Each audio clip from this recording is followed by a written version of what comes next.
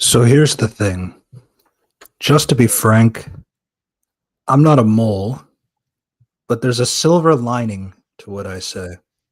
You'll think that I'm mad, but I thought it would be a stretch that I could marvel at how a group of four could torch a man so super on a galactic level. To make that character invisible would suggest certain doom. Honestly, looking beyond that, I'd say that's fantastic. Say that again. Yeah. Say that Avengers, again. Avengers Assemble.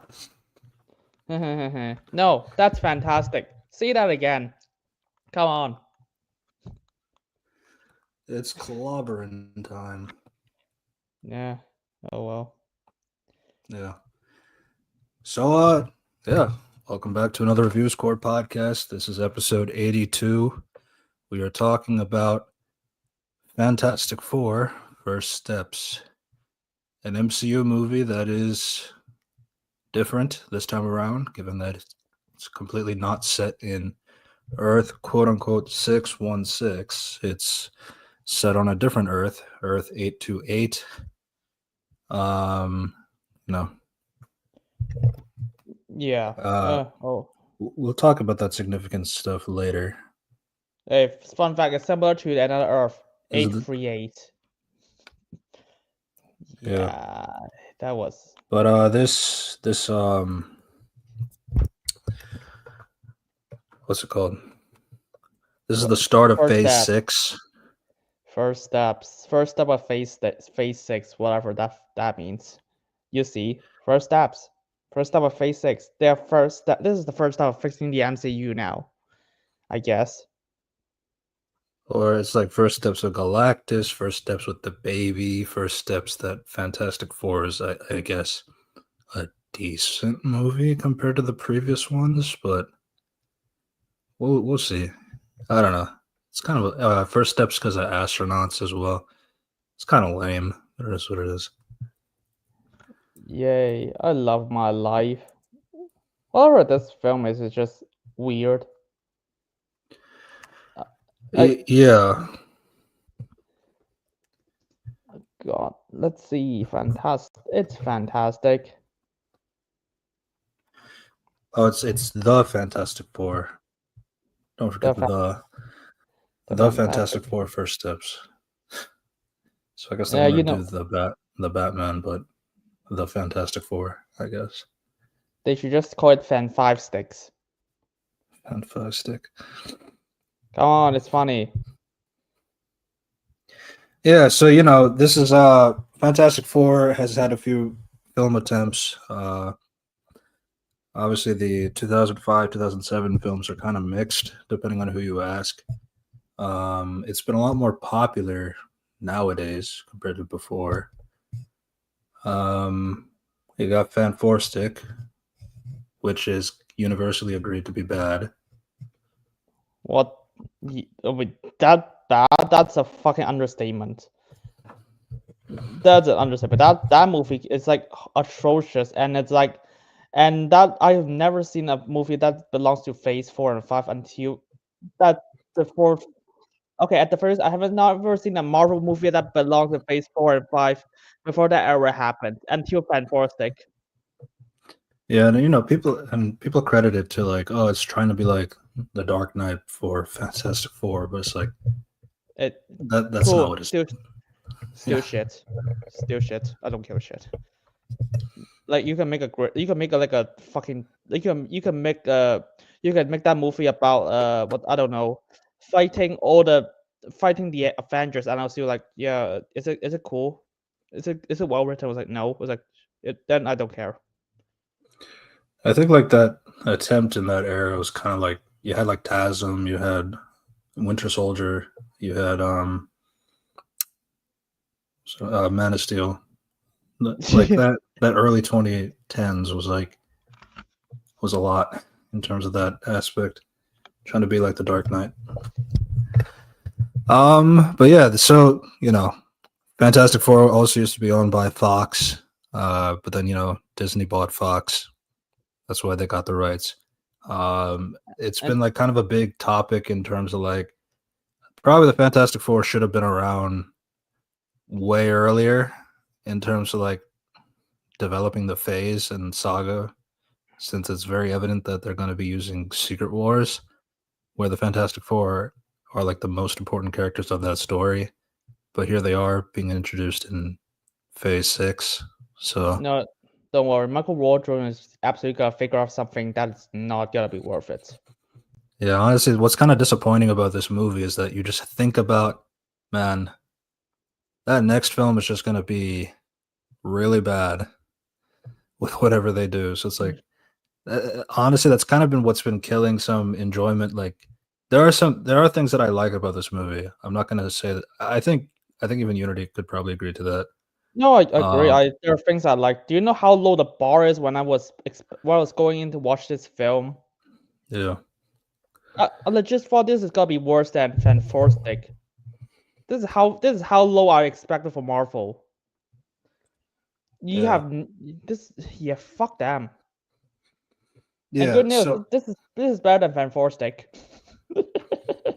yeah, Oh my god. so what's interesting is this film has like that classic thing about the screenplay. It has and ampersand for writers. I was Josh Friedman, Eric Pearson. I think they did it together, and then they added Jeff Kaplan and Ian Springer like at a different all point or something. all ends. I was like, fuck me. The fact that there's like 4 different writers making this film and they're still more coherent than most Phase 4 and Phase 5 Marvel films. It's insane. Yeah. Directed by Matt Shackman, same director as WandaVision. I, as a director, I'm not going to really say too much because it's their job to direct. Though he has had some weird comments, I guess, when describing the story of WandaVision. But to be fair, he didn't write it either. I mean, to be fair, he still say weird shit like, hey, people was like, hey, why the fuck do you do Evan Peters like the Mandarin in Iron Man 3? He was like, fuck you guys, I love Iron Man 3. That twist is amazing. I mean, if you're a normal person, you'll be like, okay, I get it. Not everyone likes the twist, and some people would not like it. But like, well, I'm just a director. I mean, that's what you're supposed to say instead of saying like, yeah, fuck you guys. I love Iron Man 3. Yeah, and like at least like when it came to uh Iron Man 3, I mean, at least like an actor being the Mandarin is kind of like, okay, I mean, I can see some through line that, okay, this guy you've been watching, he's just not the real guy. So it's like you can find some credence in that. But like, actually, this guy, this super speedster guy, he's a loser hillbilly somewhere in the city that nobody knows about. And it's like, okay. It just didn't really have any value or like significance as to why connecting this thing just for the sake of the twist. It's kind of weird. But yeah, other things that we also learned about, John Watts was supposed to direct the movie before it went to Shackman, but John was kind of saying at that time he was kind of like just burned out from the Spider-Man movies, so made Fair. sense. Yeah. When it comes to Shackman, he does talk a lot about like Fantastic Four comics. And the cool thing about his discussions about it is that he does talk about loads of different writers and different eras and like stuff from the 60s, stuff in the 2010s and like the Hickman run, Burns, and a lot of like appreciation for Jack Kirby. I mean, this film is pretty much a love letter to Jack Kirby, which is funny considering that Marvel Studios is like mixed when it comes to Jack Kirby. Like they'll give him credit here and there, but like obviously Stan is like the guy for, and especially after that Stanley documentary and how they painted Jack Kirby in that interview. But But Yeah. it's cool. It's cool that the film was able to do that. I mean, like 828 is based on his birthday. Um, there was like a shot in the movie of like Timely Comics. It's like you can only see it for 2 seconds, just two people looking out the window when Silver Surfer's coming down to the Earth, and like you see like the Timely Comics logo, and that, and you see like two guys that's kind of representative of Stanley and Jack Kirby. So it's really cool, but it's like it's so quick that you can't even notice it. And honestly, I'd say like the opening part of the movie, where they're doing like the backstory and like the flashes of like everything that's happened, the edited documentary style. The thing is like it just goes so breakneck that it's like it's really hard to like grasp like everything that was being shown on screen. As like even like thank you Fantastic Four, like where everybody's like doing that. You have the original four actors from the 1994 movie doing that, but you can only see them for like 1 second. Um, so Oh yeah, yeah, this movie's absolutely added down. I was like, even I can tell, and I was like, yeah, this is my first film, and I'm gonna be honest, like, okay, to be fair, I've been chasing after the MCU for a while, so I was like, I can tell if things being added in, and this time everyone can tell if things are added out. yeah, yeah. I mean, like, what's interesting is like Superman coming out the same month, and like there's like so much in the marketing that like if you watch the marketing, you've seen the movie pretty much. When it comes to Fantastic Four, you watch the marketing, then you watch the movie. You feel like so much is like not in the movie because that is the case. Hey, remember there's a character called Red Ghost that appears in the trailer? Yeah, where is he in the film? John Malkovich. Yeah, they have his monkey. It's funny because he's like, yeah, he's like dealing with red ghosts and his apes, and it's just Reed Richards like doing the octopus stretch, and then like he kicks a monkey, but like, okay, there's you got the monkey part, but where's red ghost? Uh, They uh, name dropped a bunch of villains too, like the wizard, puppet master, uh, mad thinker, the Underminer. yeah, played by Paul Walter Hauser. Everybody has wanted Danny DeVito to play that role for so long, but it is what it is. And to be fair, they probably just don't want to pay for Danny DeVito. He's too Which is expensive for a cameo. what's funny is like he is like a part of It's Always Sunny in Philadelphia, same as Shackman. So I think that's why like a lot of people thought it would maybe happen. Um, I mean, the fact that I originally thought he's gonna play Herbie because a comedian. yeah, and it's funny because then Herbie was not voiced by anything; it's just a robot. No, he's voiced by Nathan Wood. Yeah, but like he's not a talking robot, so that's cool. No, I like the idea. I like Herbie. He's my favorite character. He's a fun Yeah, and he sounds exactly like the Star Wars droids. yeah. No, It's that no, voiced by yeah, General Grievous. General Grievous and the stick droids is like, oh wait, you're under arrest. Wait, Doc, what's Doc? Doc, what's Doc? It's like, oh god, I love the sound. I love the voice he gave to the droids. Nathan Wood is amazing. Yeah. So yeah, Herbie, the robot companion, humanoid experimental robot, B-type integrated electronics. Uh, they also had a prequel comic that they haven't done in so many years now. That kind of just serves as an origin for the team. They used to have a robot before named Kirby, so there you go, Jack Kirby. Do you think They they? also Do you think? they also explain the origins of how Sue and Mole Man become friends, and it just doesn't really line up with the movie because like I guess for Sue and Mole Man it's fine, but like it's like basically what happened is like they go into Subterranea after defeating Giganto, which is that giant monster with the big mouth from the underground. You know, that iconic first cover of Fantastic Four. So they go underground. They go in Subterranea, and they start fighting some of the moloids there. But then like Sue gets in a fight with a pregnant woman who happens to be Mole Man's wife, and then Mole Man is like, "Don't hurt her, don't hurt her." Okay, I'll surrender myself, and you just don't bother her. It's like, okay, then they arrest him, and then she's like, I as a diplomat, I want to make sure that our people and your people, like, they can coexist. So what do you want? He says, I just want to be recognized as a legitimate nation.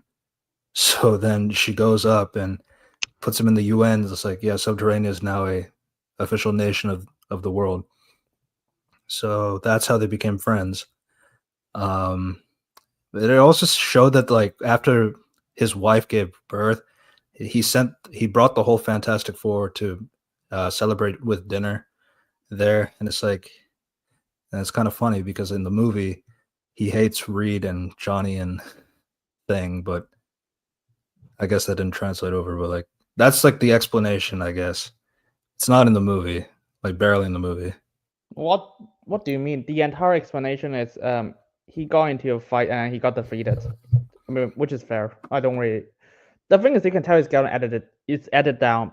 Do you know why? Because there's the giant Muppet, the Muppet from Avenue Q was featured in the trailer, and then he's not. He's featured in one shot in the fucking film.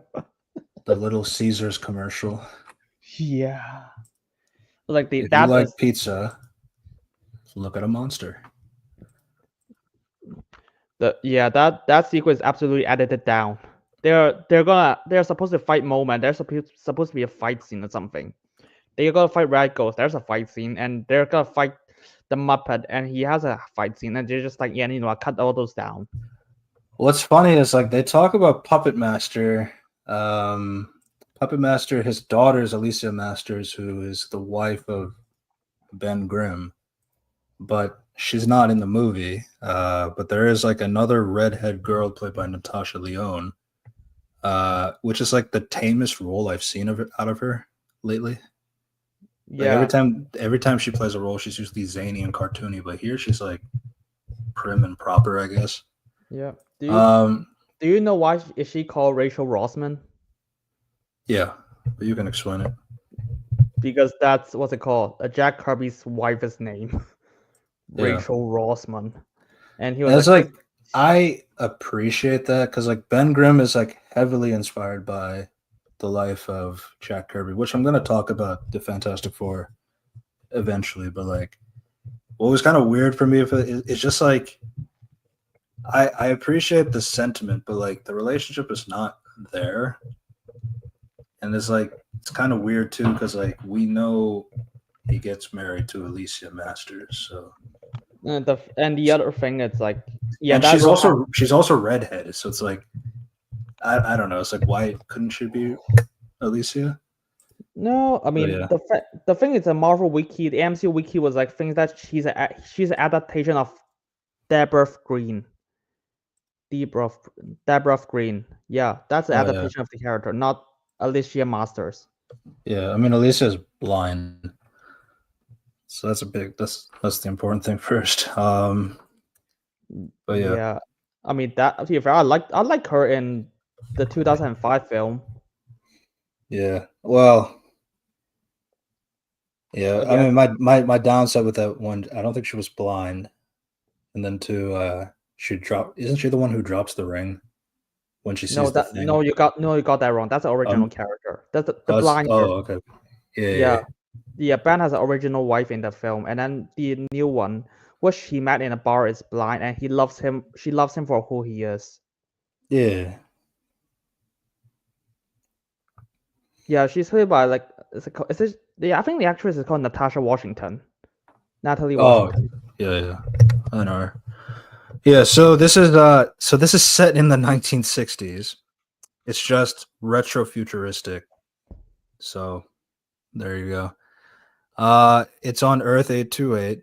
The astronauts Reed Richards, Sue Storm, Ben Grimm, and Johnny Storm, they embarked on a mission into outer space where they get, so basically there's a TV teleprompter by Dan Gilbert who's explaining the origins, basically. Ladies and gentlemen, we are celebrating 4 years of Fantastic Four, and now your host for tonight, Ted Gilbert, played by Mark Gatiss, who wrote Doctor Who. Nice. Yeah. So it's the 4th anniversary of the Fantastic Four. So this is their year 4 as a team. They have done so much. Well, they solved world peace. So there you go. Yeah, that was. Yeah, so it's like so because there have been some conversations as to like, oh, like I don't think this thing that Sue does is very realistic, but then it's like this is a universe where world peace exists. I don't think her speech was that crazy. At that, if you think about it that way, but we'll get to that. Yeah, so they got their superpowers and the cosmic rays. They return to Earth. They get there. They become the Fantastic Four. You see Ben shirtless like that one time, and that's it. And like everybody's just celebrating. Woohoo! Yay, the Fantastic Four. So cool. Not too much to say. No, I mean, I like the sequence. It's cool. It's like, yeah, they're fun. This is the origin story. As like, it's just a broadcast of rituals, like entertainment.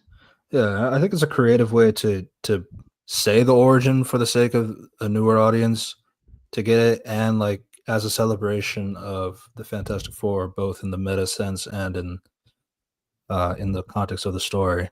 So I think it's decent from that perspective. Yeah,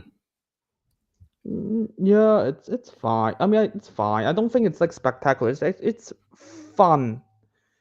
It's fun, and it's like, and then just explain this like this is a talk show host, and they just want to show this for entertainment. It just like I was like, it's fine for exposition. It's just like, oh well.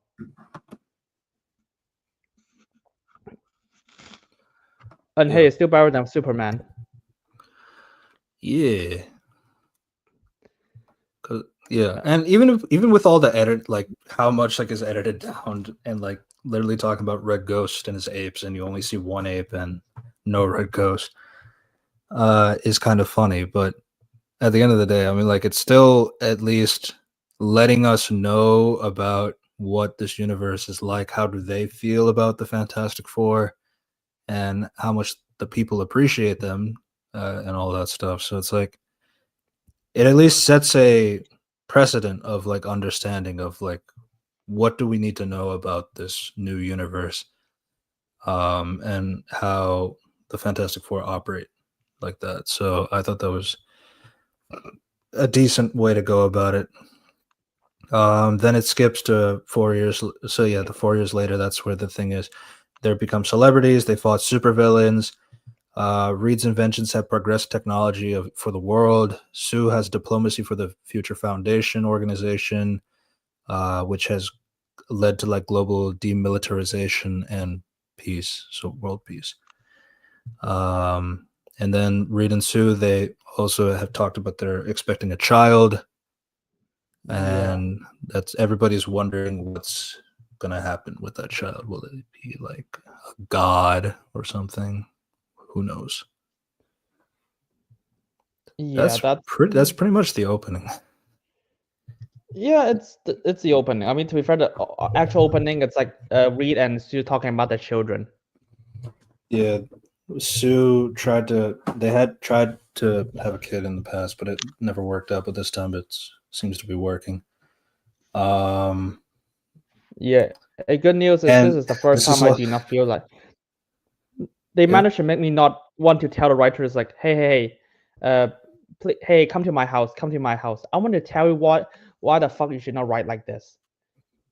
And I want to get to your mind and tell you what the fuck is wrong with you in my house, probably in my basement. This is Eric Pearson. Eric Pearson can do like good work, and then he can do like horrible work. So you never know which one you're gonna get. To be fair, there's like 4 writers. Yeah, they all know. Yeah, that's every single time I saw a Marvel movie, and this is like, oh my god, 10 minutes in, I was like, I do not hate myself. I do not hate you. like at this point, I kind of already got. You can hear because like Pedro Pascal, he talked about how he wanted to give Reed this more nerdy voice and stuff like that, but then like Feige told him not to do that. Um, but the thing is, like, you can still kind of hear it here and there, like from scene to scene. Like his voice is kind of like normal, and then it's does the this is like a crazy conundrum that we have, like some kind of high pitched like nerd kind of voice. So it's like you can hear it, and it gets a little distracting here and there. But like, I mean, outside of that, uh, I mean, I'm not really going to talk about the casting too much. I think the four were good for what they are. There are things that I don't like here and there in terms of how they went about portraying it, but like it is what it is. The family dynamic is pretty good. You feel like they are a family and all that stuff, so that's one of the more important parts. Uh, but like with Reed, I just say like I think Pedro Pascal plays good as Pedro Pascal playing Reed, kind of a thing. So it's like, yeah, I mean, I'll never see him as Reed Richards. I'll always see Pedro Pascal playing Reed. So, but I feel the same way about Joel. So it is what it is. I do think Vanessa Kirby was really good. She's good. I mean, I don't think anyone is like There really are some, fantastic, but like yeah, there are some spots where you can kind of hear her British voice coming out, but like, it's all right. Especially that dinner scene. You're late. What do you mean? We are. Something like that. I mean, the thing is, I don't hate it. I mean, it's. I think the performances are all like fine. Yeah.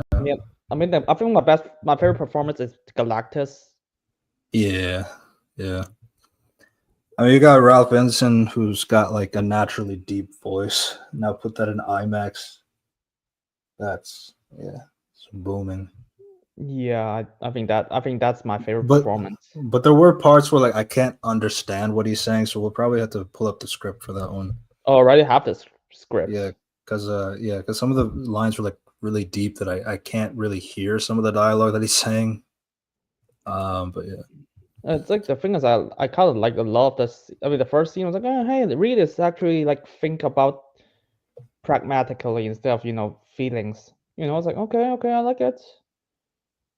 Oh, Yeah. yes, yeah. I think Reed is the best one out of all four of them. Oh really? Yeah, I I think know. so. I know people really love Johnny. We'll talk about that more. Yeah. I'm also mixed on it too. I actually did end up liking Reed more than I thought I would. I think Um, Reed has the most going on. yeah. I mean, obviously they'll say it's more of a Sue movie. That's kind of what's been pitched. The thing is, I don't even know. She's kind of like she has no conflicts. Yeah, it's kind of there's like pros and cons. Like I think my biggest con, especially for Sue's character, is like she's already became the diplomat of the world. Like she's already solved world peace. So it's like in 4 years, by the way. So it's like I don't really know like what else can you really challenge her outside of being a mom of a god. I don't know. Don't have world peace. That's a Yeah. good idea.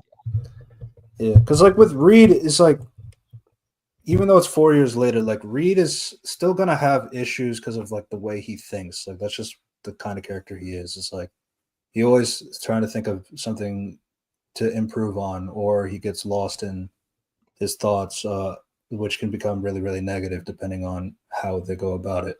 So it's like No, that's something that like the, in or out of his prime, or like whatever you want to call it, like that's not going to really go away. And I think that's like interesting because like those things that are challenging him here and there, it's like that's stuff that you can develop. But like another example is like with like The Thing, like a lot of his like especially in the older movies, it's like you see more attempts at trying to do something with Thing, but that's because like the Thing usually those first years are like the hard part for him, accepting what he looks like. He can't get his power. He can't be human again, anything like that. Here, it's like 4 years later. It's like you don't really see any of that conflict. I mean, they kind of gave it. I mean, keyword kind of.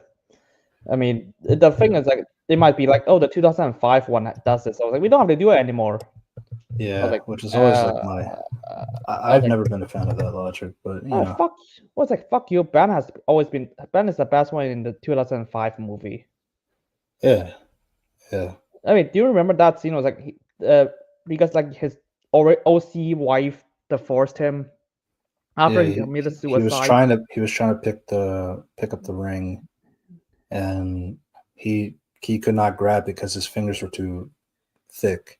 So Reed had to bend over and pick it up for him. And then you see his face; he's looks ashamed that he can't do a simple task, and it's like, God, And then it Reed was was like, yeah, and Reed was like, I will fix you. Don't worry. yeah. Oh, That's always been like that's one thing that I feel like is missing because like you have like friendship of Reed and Ben. I'm not saying that this movie doesn't have it, but like there are things like that is like the greatest thing that like Reed always hates himself for that like he can't really fix is like he can't figure out a way how to make Ben normal. And that's always been like a conflict for him. That's like the one challenge that he and especially like in terms of like the cosmic rays thing, it's like Reed is the one who said, "Oh, we can go up there. I already calculated everything. Our shielding will be enough to protect us from the cosmic rays." And then it wasn't enough, and then that happened. And then being his best friend and all that, so Ben never gets to be normal like his wife and brother-in-law. It's like yeah, it's just like that kind of stuff is missing, but like at the same time, I feel like with the thing is like he is just really edited down. I think he probably suffers the most from being the edit down. oh, Um, absolute. I think so. It's weird.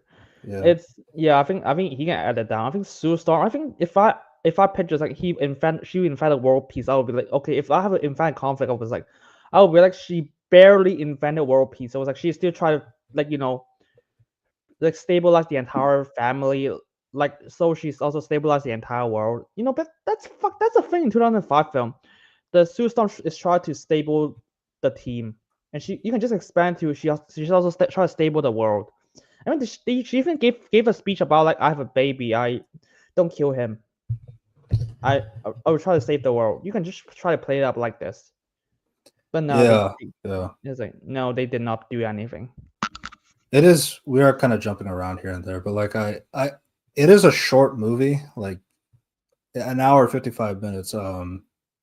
So one of the shortest films in the saga, so in Marvel itself, and I'll just say like even in that time, like I feel like they were able to compact like that the threat and like they treat the threat pretty seriously. Like everybody, not just like the world, not just like the Fantastic Four, but the world itself is also reacting based on that. So it's like it's kind of refreshing to see that now because like it's. But the thing is, like, this is a alternate universe, despite it being an MCU movie. So it's like they have the benefit of like at least like exploring the people here and there and like seeing their perspective. Like another thing that I found interesting is like when they have like all the conflicts and like you want to see the reaction of the people, they show like kind of the same actors here and there, like the extras, but like you can tell like they're like kind of showing like the same type of extras each time. So it's like I guess like to kind of give it like that more, how like Sue talks about like in her speech, uh, like I consider all of you as my family, kind of a thing, which is corny aside, but it's like I think it kind of helped in the sense of like you can kind of see the people in the like the faces of the people that you can kind of identify. Oh, these are some of the people that we've seen like throughout the movie, that kind of thing. Like the people in the press, the people on the show, and like things like that. So it's like I Hey, thought that don't was like blame. an interesting Yeah, thing that they went with. yeah. I just kind of was like, yeah, I guess it just does not bother me, but yeah, that's a lot of stuff. To be fair, it's like, yeah, I'd say so. I just think that Sue has a lot of missed potential at the end of the day. What's funny is that in this is like the world is also like kind of very idyllic, and that's kind of the point. It's just funny because like Matt Shackman did WandaVision, Yeah, so it's that like was that's an idyllic world too, but that one's through brainwash, and this one is actually idyllic for the sake of it, justified, kind of, yeah, sort of. fair. I saw yeah, and then I think we just get back to it. Oh, right. Sue. There's a scene. There's a chair missing from Lavinia Latveria, yeah, Laferia. yeah, a And real head scratcher who that could be. That's missing. oh, But that's yeah, Thanos. of course, Kang. Um, Then we got the dinner scene. the dinner scene, which Oh, this is the one clip that was like shown before, but like I kind of like it. It's like they try. It's like Ben was like, oh, he does not try. He tries to not like make it hurt like Herbie's feelings, but Johnny was like, yeah, I don't care. yeah. My main thing is like I don't like the voice that Eben gives to the Thing. I think it's way too light and soft for the character. And We should mention. that kind of thing was like distracting me throughout the movie. And Yeah, when he says the big thing at the at towards the third act, oof, that line delivery was yeah. We really should mention. really bad. Yeah, But we should mention his microchip from the Punisher. yeah, Oh, but yeah, he's never gonna return, even though like they got like Curtis to return in that show. yeah, and Punisher is also going to be in Spider-Man: Brand New Day. They just confirmed with the Hulk. Or and also, oh shit, they also confirmed Scorpion is in the film. Scorpion's in the film. They have a lot of Mr. Negative like props already shown, so I think Mr. Negative is also in the movie as well. So yeah, and the plot that they revealed is like, so Spider-Man, Hulk, and Punisher are gonna fight, and then they're gonna realize who are the real bad guys. Great action figure movie number 79, I guess. Oh, we can just have a movie about Peter Parker fighting Scorpion. That would be a good movie. No, we need him to fight the Hulk. I don't know. I guess he's got to fight the Rhino. Comics did that. The Hulk is gonna be here, and like it's gonna. Where were you in Cap 4? It wasn't my time. Yeah, that was such a film. It was like international conflict, and there's only a few characters. Fucking hell. Yeah. And with this one, it's like you got 4 heroes that are like the sole protectors of the world and all that stuff. So it's like you don't have to think about the other characters or like where are the other superheroes or anything like that. They have that benefit, which is kind of refreshing at this point. Which obviously it's not going to last at all because it's already over. Yeah. Hey, also, it's like I like the fact that like, oh, you're pregnant. Johnny was like, you're pregnant. I was like, oh, just by looking at John Reed's face, I was like, yeah, that's good. That's something you don't have. Finally, you did not spell your entire motivation out, or your alleged motivation out. I'm only gonna it was kind of. I mean the joke was kind of lame. Like, you're late. What do you mean? You're late for dinner. Oh, that's what you mean. It's like, I know it's like late means pregnancy is a pregnancy term, but like I don't know. The joke was not really. Some of the jokes were just not funny. The attempts at trying to do it. So it's like, especially Johnny's moments of humor. But we'll get to that one in particular related to Silver Surfer. Yeah, But yeah. yeah, so yeah, so they're happy. Reed is like still unsure because he's afraid of like what will the child be because of their cosmic radiation that the two of them have. Like, will he be a normal kid? Will he be super powerful? Will he be a monster? Like that kind of thing. It's a scary thought, obviously. But like I mean, not again, not really much to say from that point of view. Yeah, it's fine. I was like, yeah, cool. They're preparing for the kid, fine stuff. And then they're like, yeah, and then stuff like that. If it's a woman making public statements, and then yeah, and then Reed and Johnny was like, hey, we gotta figure out is there anything that not gonna be wrong? Like, just like, oh, I hope that there's nothing wrong with the baby. And also there's like some deep space transmissions for Johnny. Oh my god. Fuck's sake. That was so lame. Like the way that first off, the way they brought it up is like Reed is like, oh yeah, I've been listening out in deep space and I've been getting like these weird alien voice stuff, and it's like I just don't have time to like figure it out myself because he's also building like a teleporter, which will be important for later.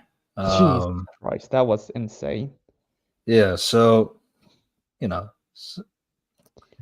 so Johnny he takes the CD and like he listens to it a lot.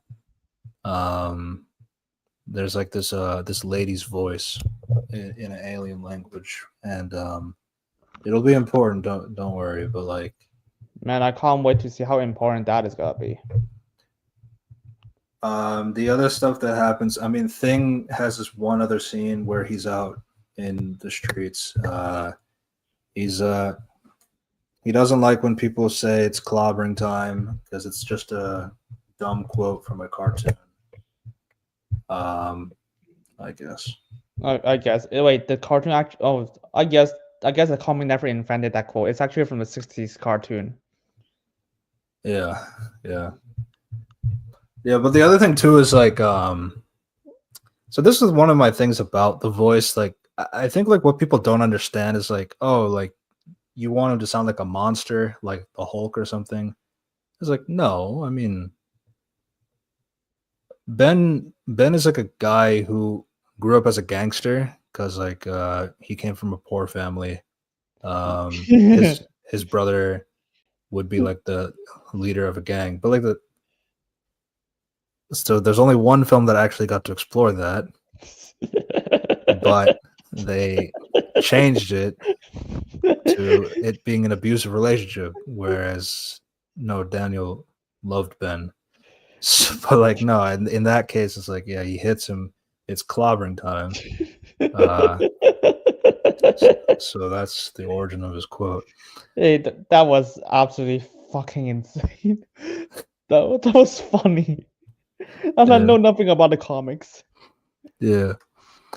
But like but then like his brother would die in a gang war. Then Ben would take up as the leader of the gang for a few years, and then eventually his uncle would come. He used to be a part of the streets as well until he became educated, and he would tell that Ben's parents, they both passed away, and he would take Ben, showing him that there's like a life outside of like crime and violence. And then he became a star athlete. He became really intelligent. He became a good pilot. Then he went to university, met Reed Richards and stuff like that. So it's like, so he just, the thing is like he does have like a gangster voice, or like he sounds like a cab driver, or like some kind of a voice you would expect in the 60s, like that kind of thing. So it's like it's a very deep voice, and it's also, and the thing is like it's based off of Jack Kirby, because Jack Kirby, he had that exact experience, like essentially like Ben is from Yancey Street, Jack Kirby's from Delancey Street, that kind of thing. Delancey's the real street, Yancey's like a made-up street. His brother, Kirby's brother, was also in a gang. Kirby was in a gang himself. that he found his own path into becoming a comic artist and writer and all that stuff. So it's like, there's a lot of similarities. They both puff cigars. They're both very lovable and stuff like that. So it's like, that's why it's like it's a very important character. And Kirby also has like a kind of voice as well too. So it's like that's why it's kind of disappointing, like how it's not there. But like, yeah, I mean, he walks around. Everybody loves him. The kids tell him to pick up a car. He picks it up, and then they tell him to chuck it. It's like, no. And then Natasha Lyonne comes out, and they just say generic stuff. Yeah, it's like I mean this scene. I don't know. It's like, hey, do you want to be the hero? It's like, nah, I don't think so. It's like, okay, no, it's still just ideas like, oh, he's socially awkward, but like he wants to entertain the kids. The car scene. He just playing the kids Yeah. was like fine. I don't hate the scene. It's like a lot of it is like, it's okay. I don't hate it.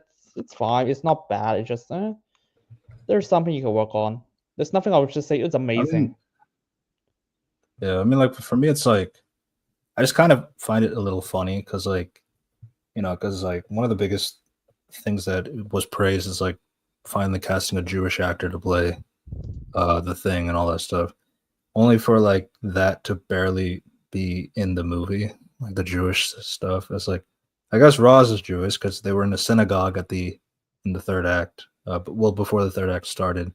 Dude, I don't But even like, I don't even remember he's Jewish the entire yeah, film.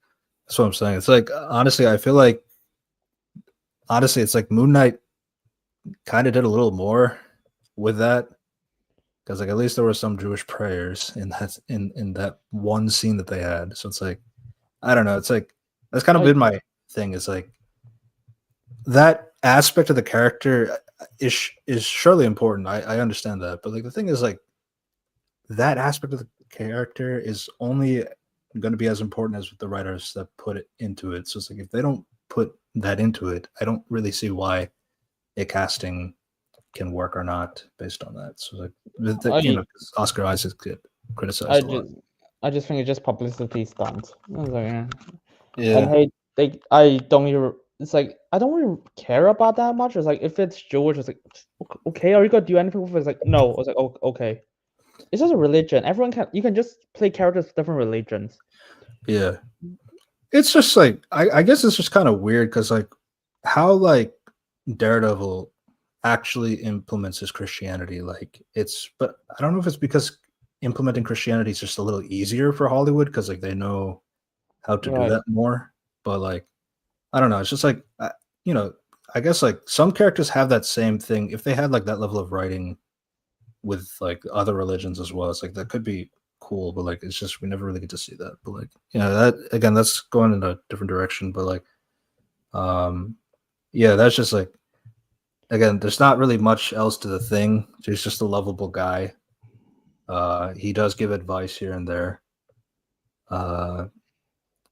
It's just like I guess like a lot of the internal conflict stuff being off screen because now he's already accepting of like his like life and all that stuff. Like because people thought that like, oh, maybe he's wearing clothes because he's feeling insecure about his rock skin and like he doesn't want to like, and maybe he'll rip the shirt off to be more comic accurate Thing, so that he'll embrace that rock side. But it's like it's kind of hard to do that when it's year 4. That's kind of stuff that he should have gotten over at that point. No, it's just, he just likes wearing clothes. That's it. I mean, it's fine. It's just people have their own fan theories here and there.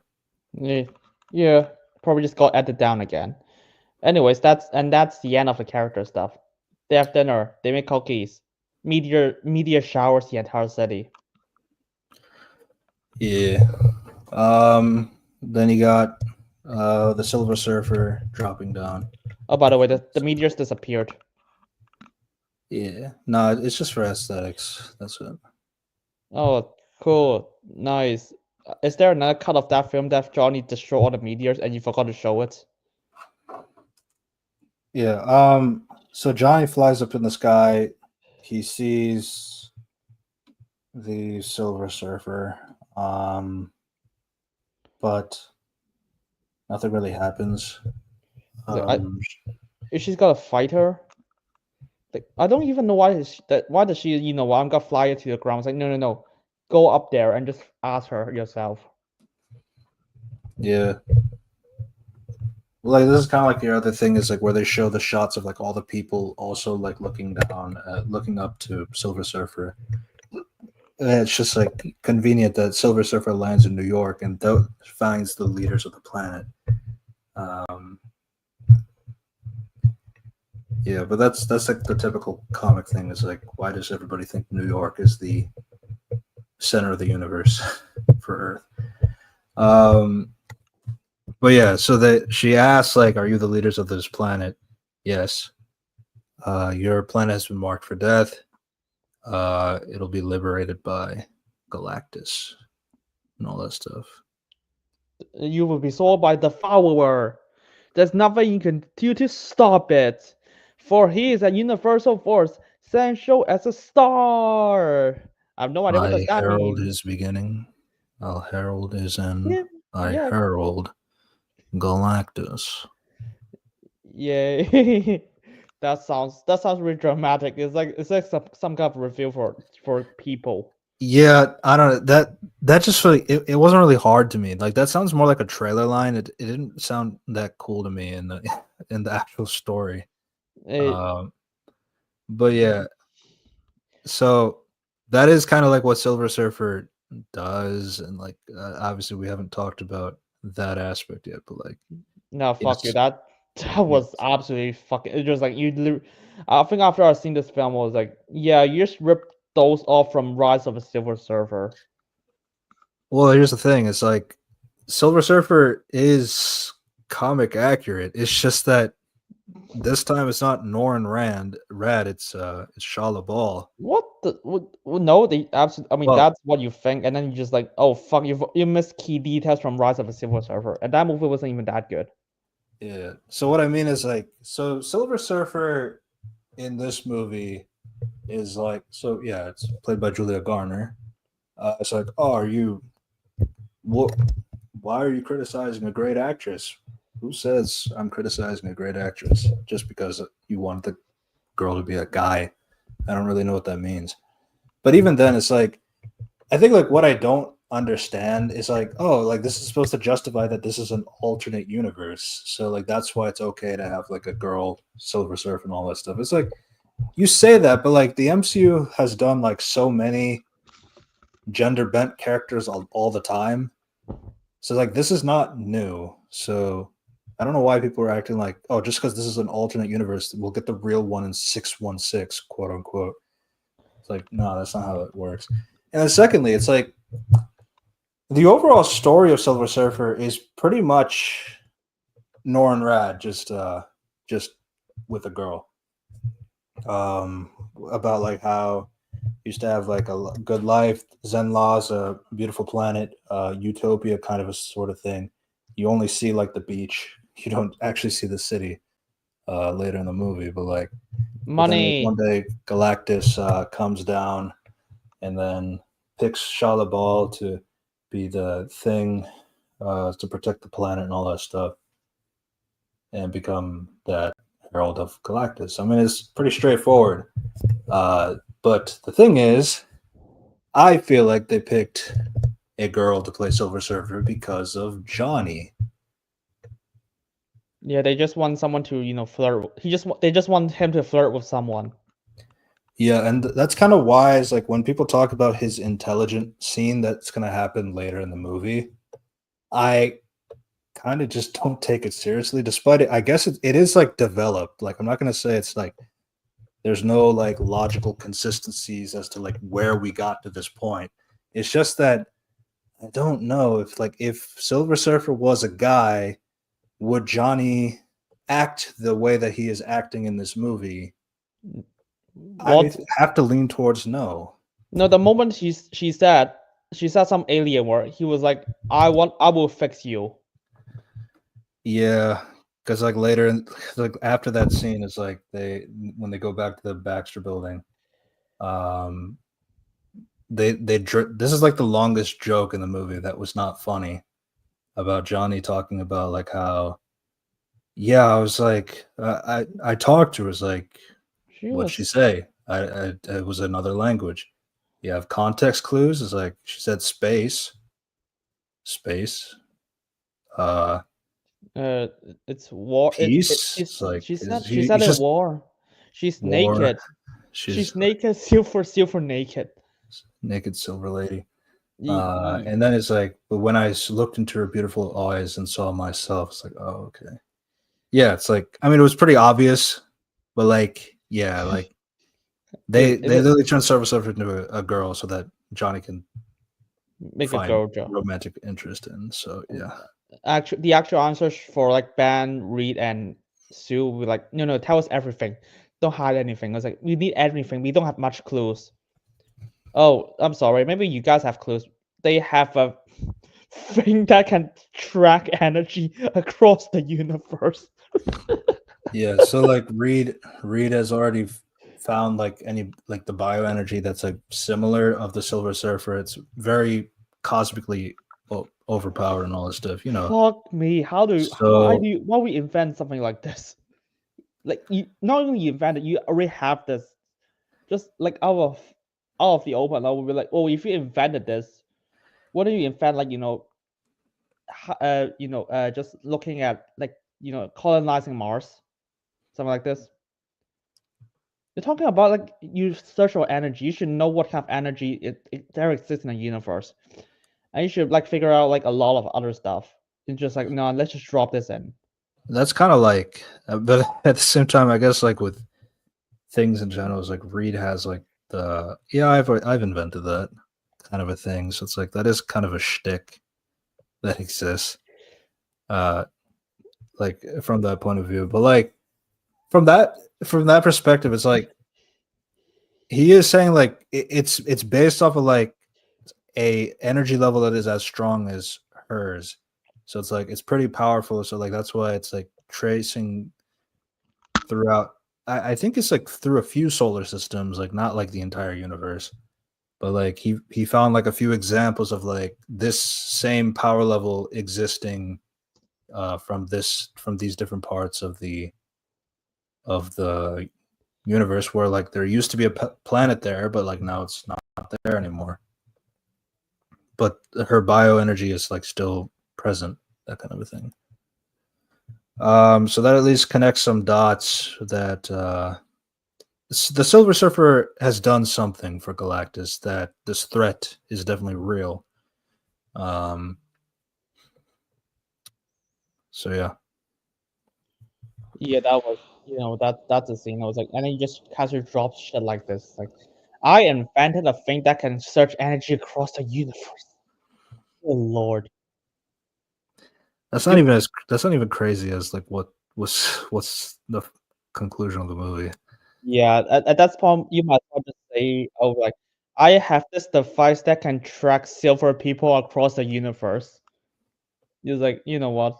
Sure, why not? You just It's have to stand by. got the power cosmic. Hey, that's the meme. What the fuck is the power of cosmic?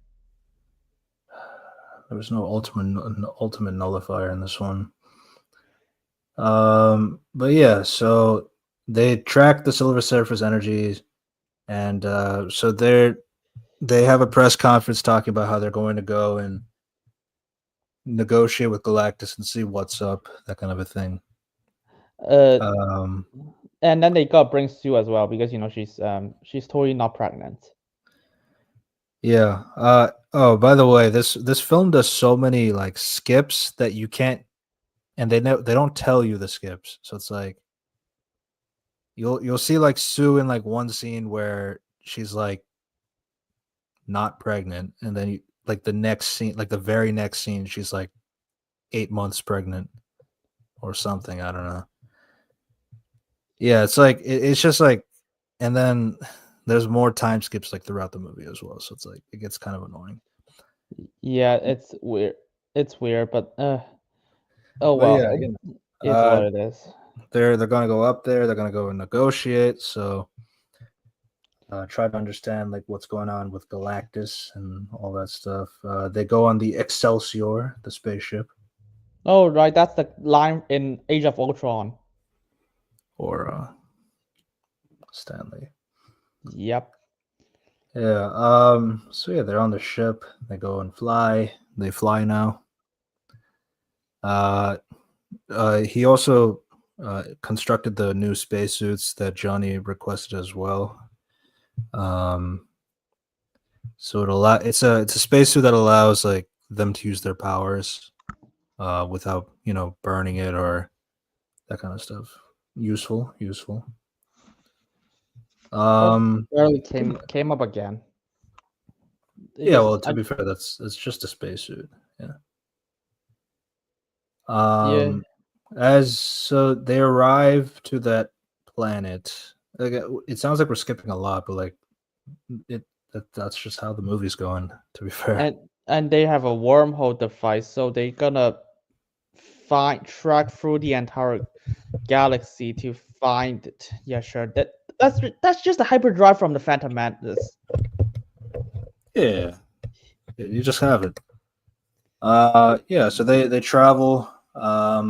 They make it to that planet which is already destroyed. And then there was like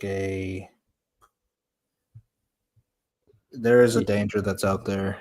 The Silver Surfer makes it over. Hey, Johnny, your girlfriend's here. All right. And, Isn't that funny? mhm. And hey, the Galactus is a beam that can track like moving objects, like the tractor beam from Star Wars. Okay, someone has to be a really big Star Wars fan for this film. I mean, this film is also inspired by Interstellar. You can definitely tell. yeah, that was like, oh well. Yeah. And Mhm. let's see. Oh yeah, the okay, the visuals is like insane. It was like you just took it from Christopher Nolan. Yeah. I mean, it kind of makes sense in terms of like a modern like appreciation for space stuff, but like, I mean, there's a few ideas here that's different. We'll get to that. But yeah, so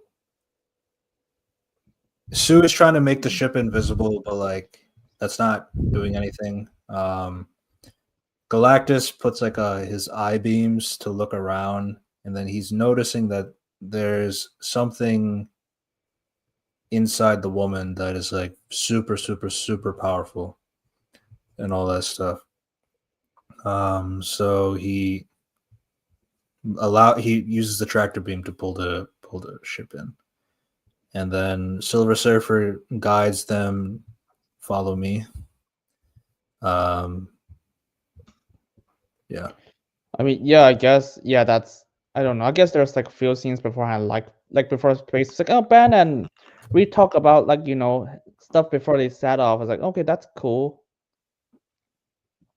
And then Reed, Johnny, Reed is it does have some things like Reed talking about like how he can't solve everything, or like it's my fault. As like, and Ben telling me stop, you gotta stop doing that. Kind yeah, of thing. That's like the small smidge of like a little bit of what their dynamic is like. I mean, it's like it's fair. and then Johnny Johnny's just talking to Sue. Was like, I'm hearing raid CDs with alien languages. It's like I knew I heard this voice before. It's like it's the exact same line that like Silver Surfer says, but it's like it's the same thing from that message. And then but I just need to figure out what does it mean. So speaking of which, Johnny is talking to Silver Surfer, and he asks her, "Is like that sentence you said? What does it mean?" So then she explains. It's like death. It's like okay. Let me look up the quote. Look up the script again first. Holy shit. It's like three words. Yeah, that's the thing. Yeah, because that's gotta be important.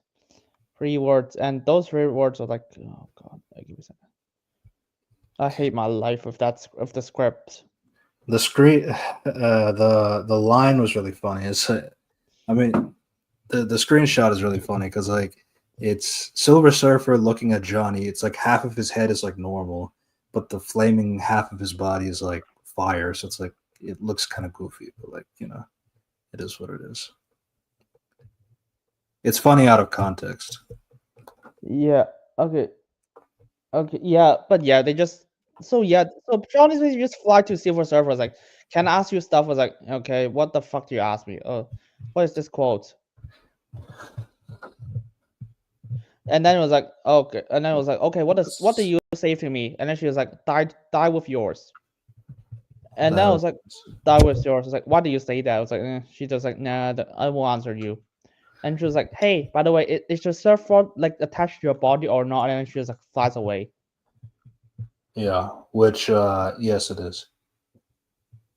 Oh, okay, that was a scene. Yeah. It's like she already dumped you already. Funny? No, fuck you. That's not funny. That's an alien threat. You should take it seriously. No, but like Johnny and his women. That was like one line from Sue is like, and ladies, Johnny is very single. It's like okay. Hey, remember Chris Evans version? That is single. No, he's See, asleep. okay, I think you need to answer this question for me. Do you think Chris Evans, Human Torch? Do you think he was a womanizer in that movie? In those movies? Oh, absolutely. But like, I guess in the context of like, would he lead somebody on, but like he's dating somebody else, like that kind of thing? I can see that. I mean, to be fair, he's like really irresponsible in those films, and he has to learn to be more responsible. So I can see that. He also gets a lot of women. Yeah, I guess that's true. I guess like my thing is like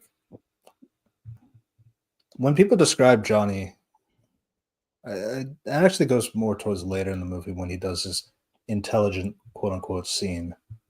He's So a science. To I'll be fair, save it. I'll I'll, save it for a little bit later, but yeah.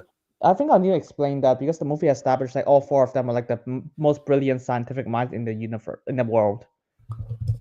Yeah. So that's what Johnny is also smart in this movie, unlike the Chris Evans version, which okay, I don't remember why he got into space. Yeah, I mean, like to be fair, I mean, because like I've seen this discussion as well. It's like oh, like I don't really get why would you bring a 16-year? Because in the comics he was 16 when he went up into space, but that's because like, well, Sue was the fiance of Reed. That's why she went, and Johnny went to protect Sue. So that's pretty much it. So it is nepotism at the end of the day as to why he went up there. Yeah. Yeah, that's the scene. I mean, to be honest, if they just want a woman joke in the film. I was like, no. He's at the very least he's trying to talk to the enemy. You guys are not doing anything. But the thing, I don't know. It's like I still feel like with Joseph, it's like he's 30, but like he still like feels like a lot older than Chris Evans at that time in 2005. So it's like I don't know. It's like to be fair, how old is Chris Evans in that film? I think he's 40 now. That's one because this is 20 years ago. So it's got to be like around like mid-20s. Because he doesn't look that old. Yeah. Chris Evans is born in 90s, is 44, so he's 24 years old. Oh, so Chris Evans is younger than him in the 2005 films. Yeah. And that's kind of my other thing too. Is like I feel like with that age, it's like I feel like people aren't entirely fair about like how. I mean, being a jackass at 24 is like not really the same as being a jackass at 30. So, if that makes sense. Yeah, I guess so. Yeah, we'll talk more about Johnny from that other scene, but it's just these are kind of the things that I'm thinking about, especially when they have Joseph try to do the joke stuff because I don't think he's doing that stuff very well. I don't think he's doing other stuff better though. I don't think it's his joke. I think it's not him. It's just the script was like, "Hey, it's the surfboard attached to your body." We're like, wow, that's the worst flirting advice I've ever heard of. Hey, do you want? Hey, do you want? You know, you should just ask him. It's like, hey, so maybe you should just ask him something like, oh, if you're not with Galactus, what are you doing? It's like, at least But something that would be it's like, better. but the thing is, like, charisma is still a part of the character, though, because like I mean, because like if it you're just gonna be a Riz god, you got to be a Riz god. I mean, like, I don't think that's crazy. it's I just think it depends on the line. If you have a if you're giving a line was like, and you have to flirt with a girl was like, in your first line it's, can I see you naked? I would be like, yeah, sure. I'll make anyone's gonna deliver that with like complete risk. Yeah, or porn. Yeah. Okay. Yeah, that was. Yeah. So they Yeah. make it over to the Galactus's seating area. Um, all we see is like it's darkness, and then suddenly, boom! Big blue eyes light up, and you got that scale. Very tiny people, very big guy. Um, so they talk. What is it And that then, you want? Or is like, so you're gonna have to help me with Galactus's dialogue. okay, so you know what? Let's talk about, yeah. So he's played by Ralph Innocent, who was like a really big. He's a really deep voice. Yeah, I don't. Does he have a you? Is he in his English accent in this film? I can't even tell. Okay, so the first thing he said is he say this. He says backstory. Okay, so this is the backstory. I was once like you a millions of years ago. It was like blah blah blah. Yeah, predates the universe. Oh god, fuck me! I hate the notes. I hate the internet. Okay, give me a second. Yeah. Ralph Innocent is also the Green Knight, or he does the voice for the Green Knight. Always once like you, not millions, billions of years ago. Yeah. Okay, that's a start. And hey, before this relentless eternal hunger. I Yeah. Yeah, I think, yeah, they said this you yeah, basically just like I just want basically he just said that. It was like, oh, okay. The moment he went, he just like, yeah, this is my backstory low. It was like, wow, that is how you start a conversation for some reason. Yeah. Standard Galactus stuff. Obviously we do have to talk about, yeah, Galactus is a person, not a cloud this time. Oh, yeah, that was. Rise of the And Silver Surfer. yeah, I know. I don't even know. I don't really, okay, aside from the design, I don't really think that he's like terrible. Like I just think the design is shit and it's cowardly. He's functionable. He's not a character. Basically he's just a ticking time bomb. Yeah, I mean, like, so the thing about Galactus in general is like he is, because like people are like, oh, I want to see everybody in the MCU fight this guy for the saga. It's like that's not the kind of villain Galactus is. No, he's And a Fantastic Four villain. I and know about that much. and Ralph, like he does talk about it too. It's like he is not really like a villain in that point of view. It's more of like he's a natural disaster. Um, just something that kind of takes his course like naturally and all that stuff. He's just a guy who's really hungry and he's got to eat, uh, and that kind of thing. So it's like, and he's the Uh, last of his kind and all that stuff. Um, and the thing that he's interested in the context of this movie is that he wants the baby. If he has the baby, he'll spare Earth, and his reasoning is so that the baby, that level of power that he has never seen before, that could like finally put him at rest.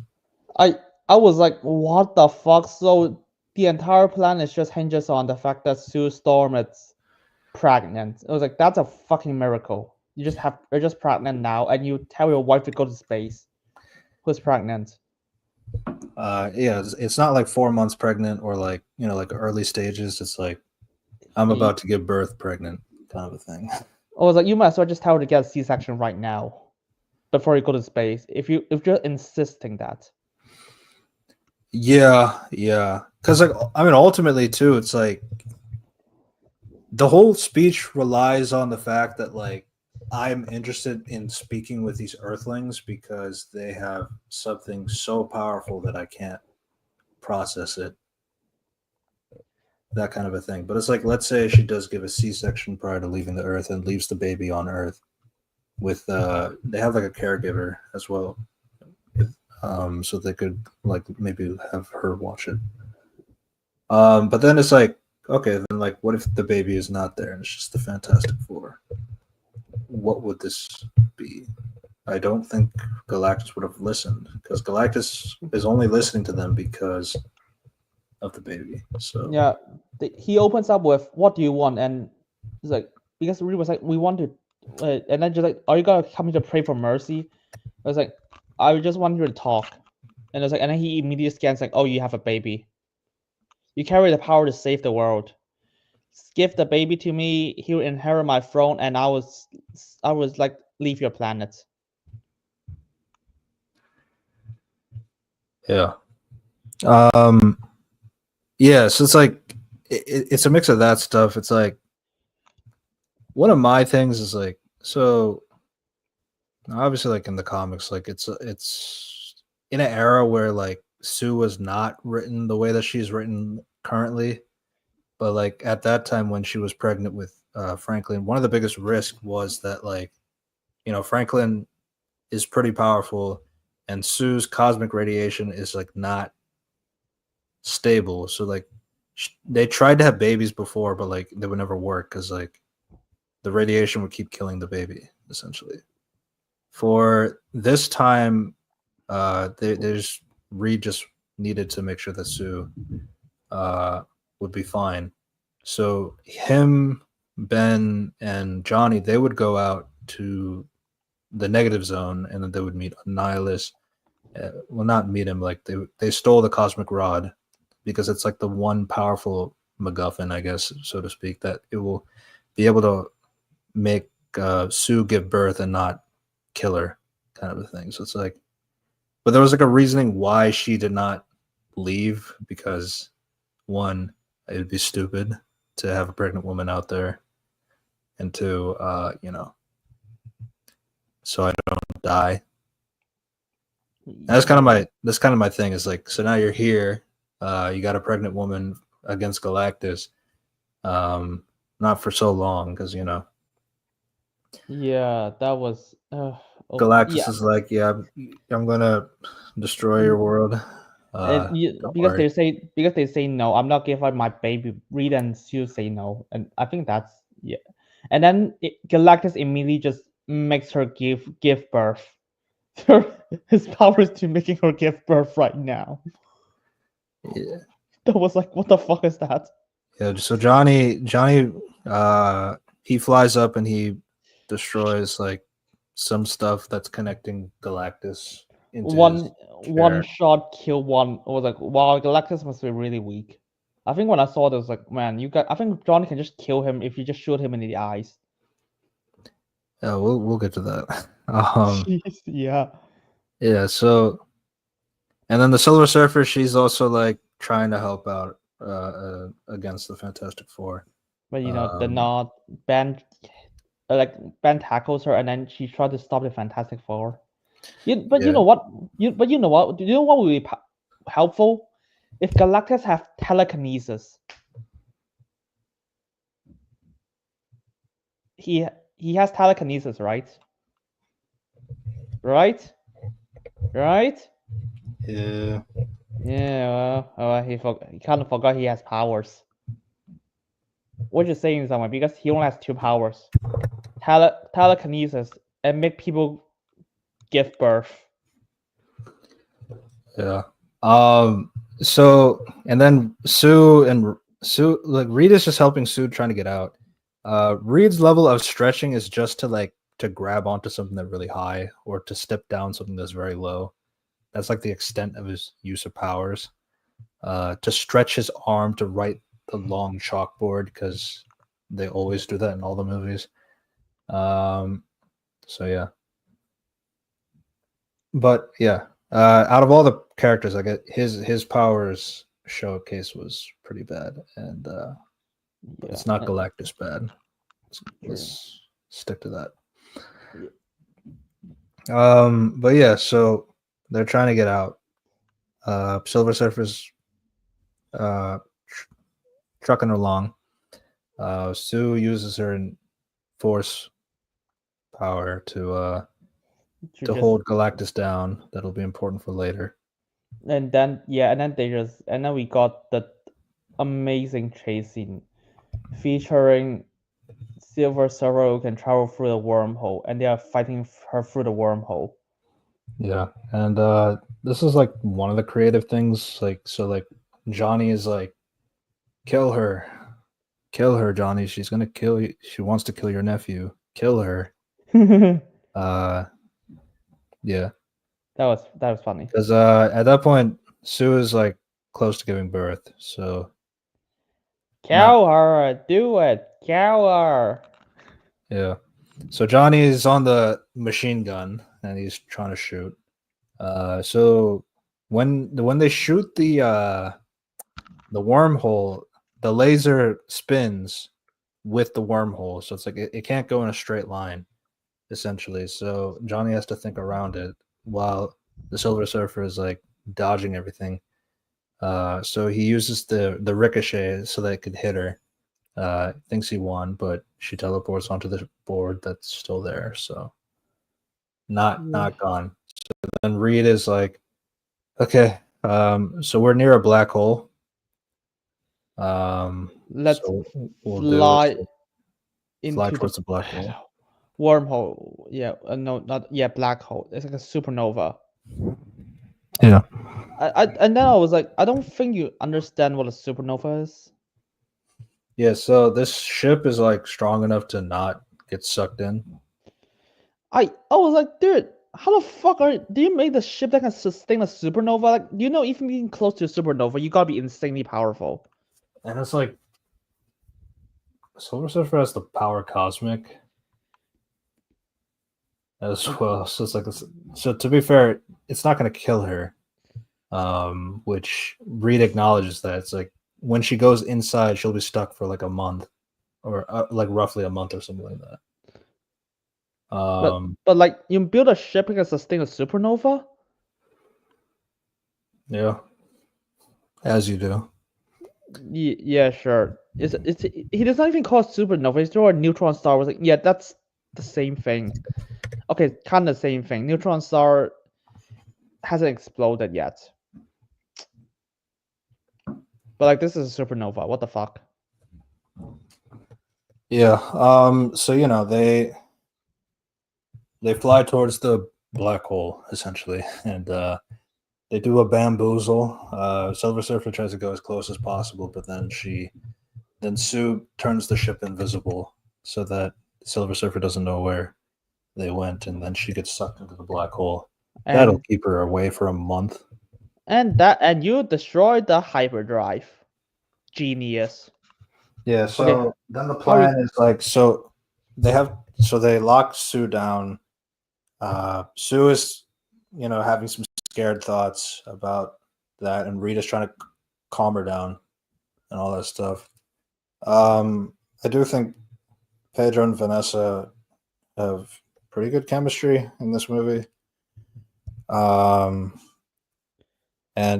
Yeah, so she's scared that like, it's like I'm afraid of like what the baby's gonna be. Is it gonna be a monster? Is it gonna be just a normal kid? Or like, what are you gonna do? Because Reed is like always gonna be questionable around the child because of his mind and all that stuff. So but she gives birth.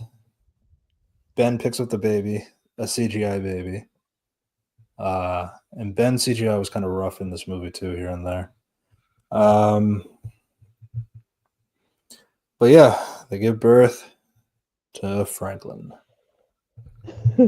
And then there's now a danger that like, I don't know what we're gonna do. We have to get out of the black hole's range. Okay, so we don't have that much power left to make it to Earth, so we're going to use the black hole to make a slingshot, essentially, to help fire us in the direction of Earth, to conserve our energy, as you do. Yeah, And sure. That's totally they- how science works. It reminds me of Star Trek, where they were like yeah, we're going to slingshot off a black hole. Yeah, sure. That was like cool. Are you sure your ship is not got destroyed by the black hole? I mean, it was doing all right. I mean, it's like losing some pieces here and there, but like the ship is still a ship. Man, you know what? If you can develop like armor that can withstand a supernova, wouldn't you be able to develop guns that can do so? Because you need materials to cut through a supernova, like a material that is strong enough to hold a supernova. Yeah. Can you find bombs that can just blow up Galactus?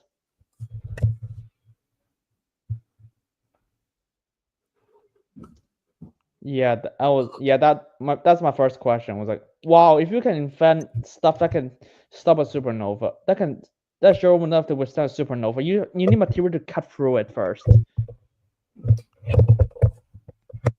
Is your background okay? Because that was a lot of noise. I think so. Let me see. Okay. Then the film cuts where they land to Earth and they say, "Oh, it's been 1 month since the Fantastic Four have left to go and negotiate to Galactus," and yeah, time skips. Fun. And then they gotta be like, I'm kind of curious. Is like you got the 5 of you in the hangar. Food situations. Is that all good? and it's like, and then at first I was like, nah. At first I thought the press lady was like, you know what, like, ignore them. Like, let me go back to the Baxter building or something. I was like, no, let's just immediately give a statement. Give a public statement, yeah. I was like, okay, just calm down. Fuck you. And Jesus like, Christ. so this is the part where some conversations were had. So like, Reed is there, and they said, "So how did you stop Galactus? How did we stop?" We didn't. Wait, Not yet. Fuck you. Do you know what I would say? I would be like, yeah, you know what? Yeah, we did not, but like we're thinking of a plan to do so. Like any sane person would say it. I've heard this conversation. I don't really blame Reed for how it went about because, like, one, it was out of nowhere. Like, yeah, let's give a speech. I'm not prepared to do a speech. He even says prior to it, like, we haven't prepped any official statements for today. So you have that. Then, secondly, there is the fear factor as well. That like, because like this is one thing that we were talking about. Is like when Galactus was saying like, I want the child because like he's like so powerful. And Reed can't really accept that because like he's been trying to scan the baby in earlier scenes. Like, no, there's no way. I've checked. He's a normal kid. There's nothing special about him, like that kind of thing. So it's like, so that was kind of like shaking him up in that perspective, in that scene in particular. You have Franklin around as well. Galactus asked for a price that was way too high. And what was it? The child.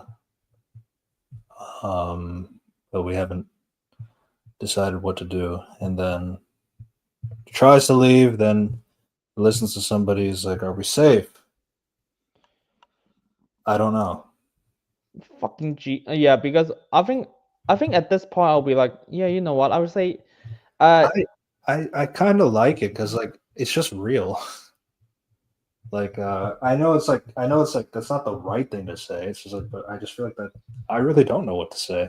I mean, to be fair, the part is like because here's the thing: if they do not show the fact that Johnny can just one hit kill Galactus is like insanely damages Galactus with just one fireball, I'll be like, yeah, you know what? Well, I guess I could not. I don't know. But when you saw this, I'll be like, actually, I could. We could. That part made me be. That part I was like, yeah, I don't think you should say that. I'll be like, yeah, I think we could think of a plan to stop him.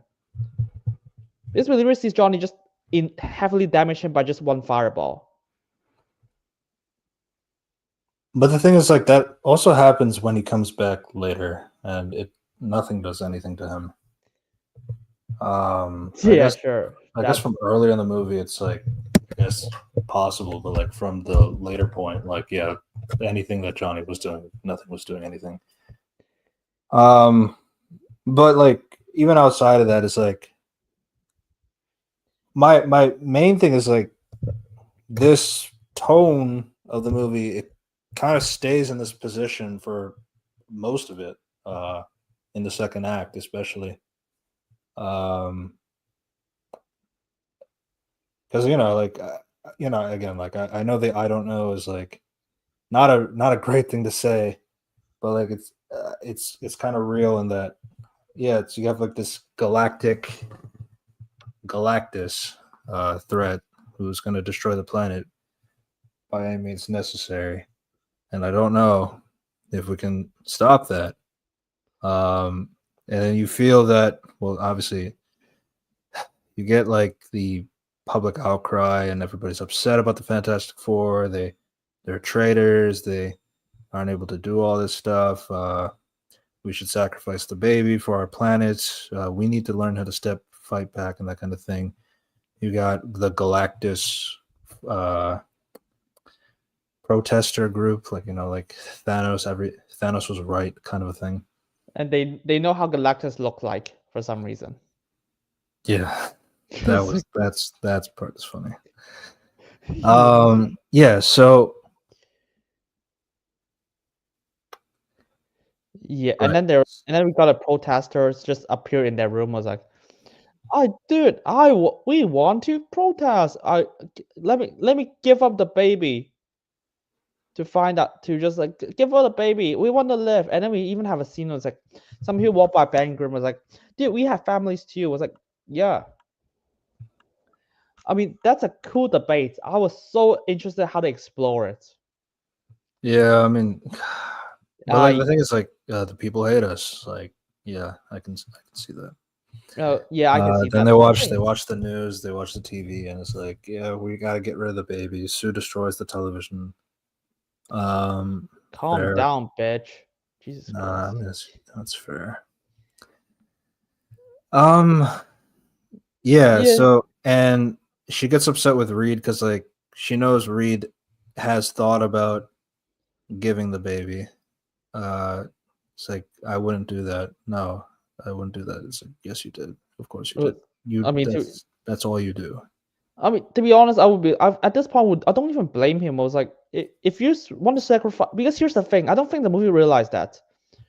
Are you gonna sacrifice a baby, or you gonna sacrifice the world and a baby? Because when Galactus got destroy the Earth, you have no idea is the baby gonna survive? Is the baby gonna be like beamed to Galactus before it's gonna be destroyed? I think no one entertains this idea.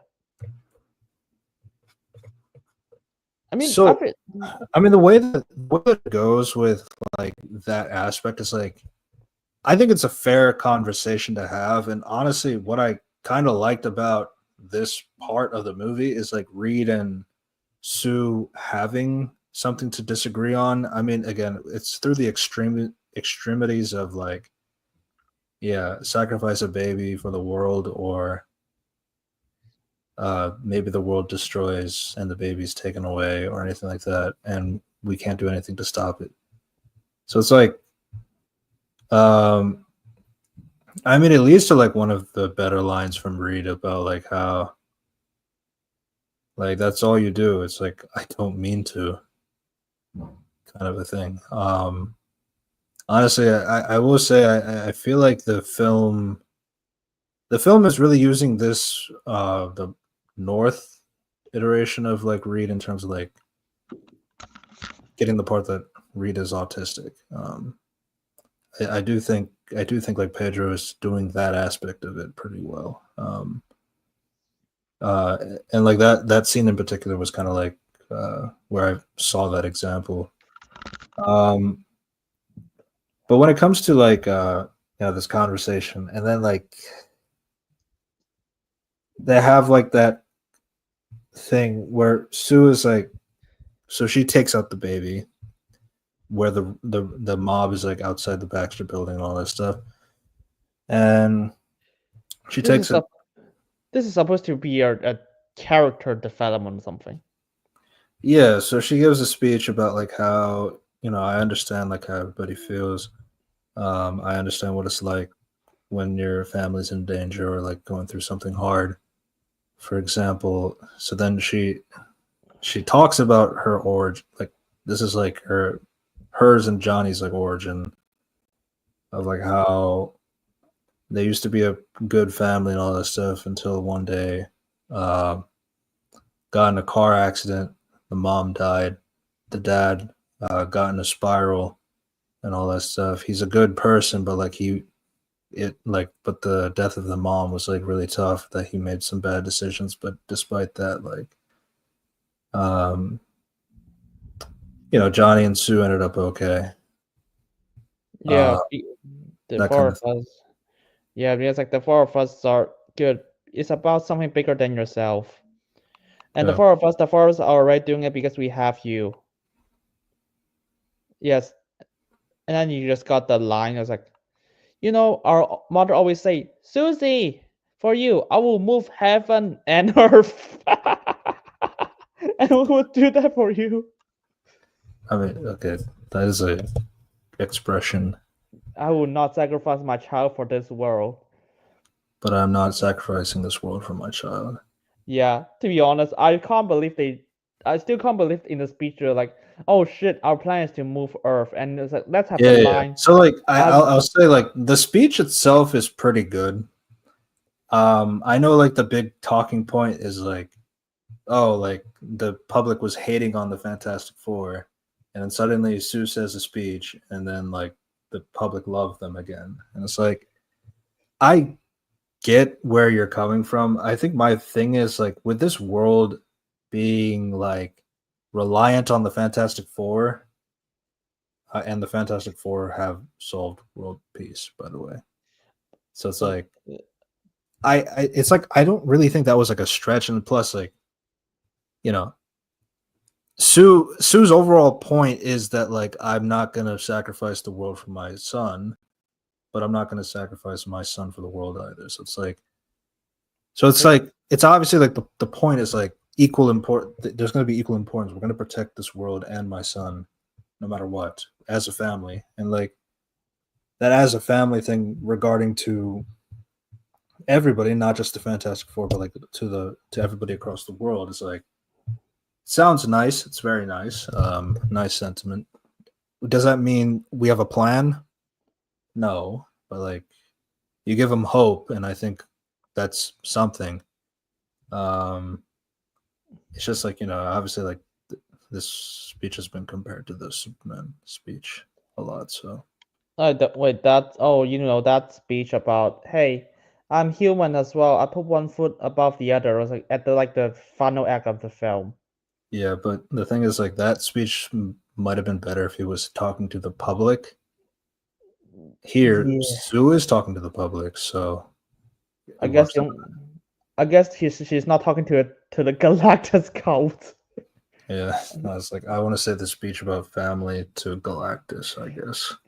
Yeah, I mean, and the Uh, thing is that you like, and here's the thing: most of the time when I hear speeches, okay, I don't remember. Is there a time when I hear a speech at the end of the film, at the climax, I will be like, "Oh my god, that's amazing." I think most of the time will be like, "Okay, you just forgot to write characters for this character, isn't it?" uh, I mean, the Batman speech was pretty good, but to be fair, that's a diary entry, so it's like kind of had to do that.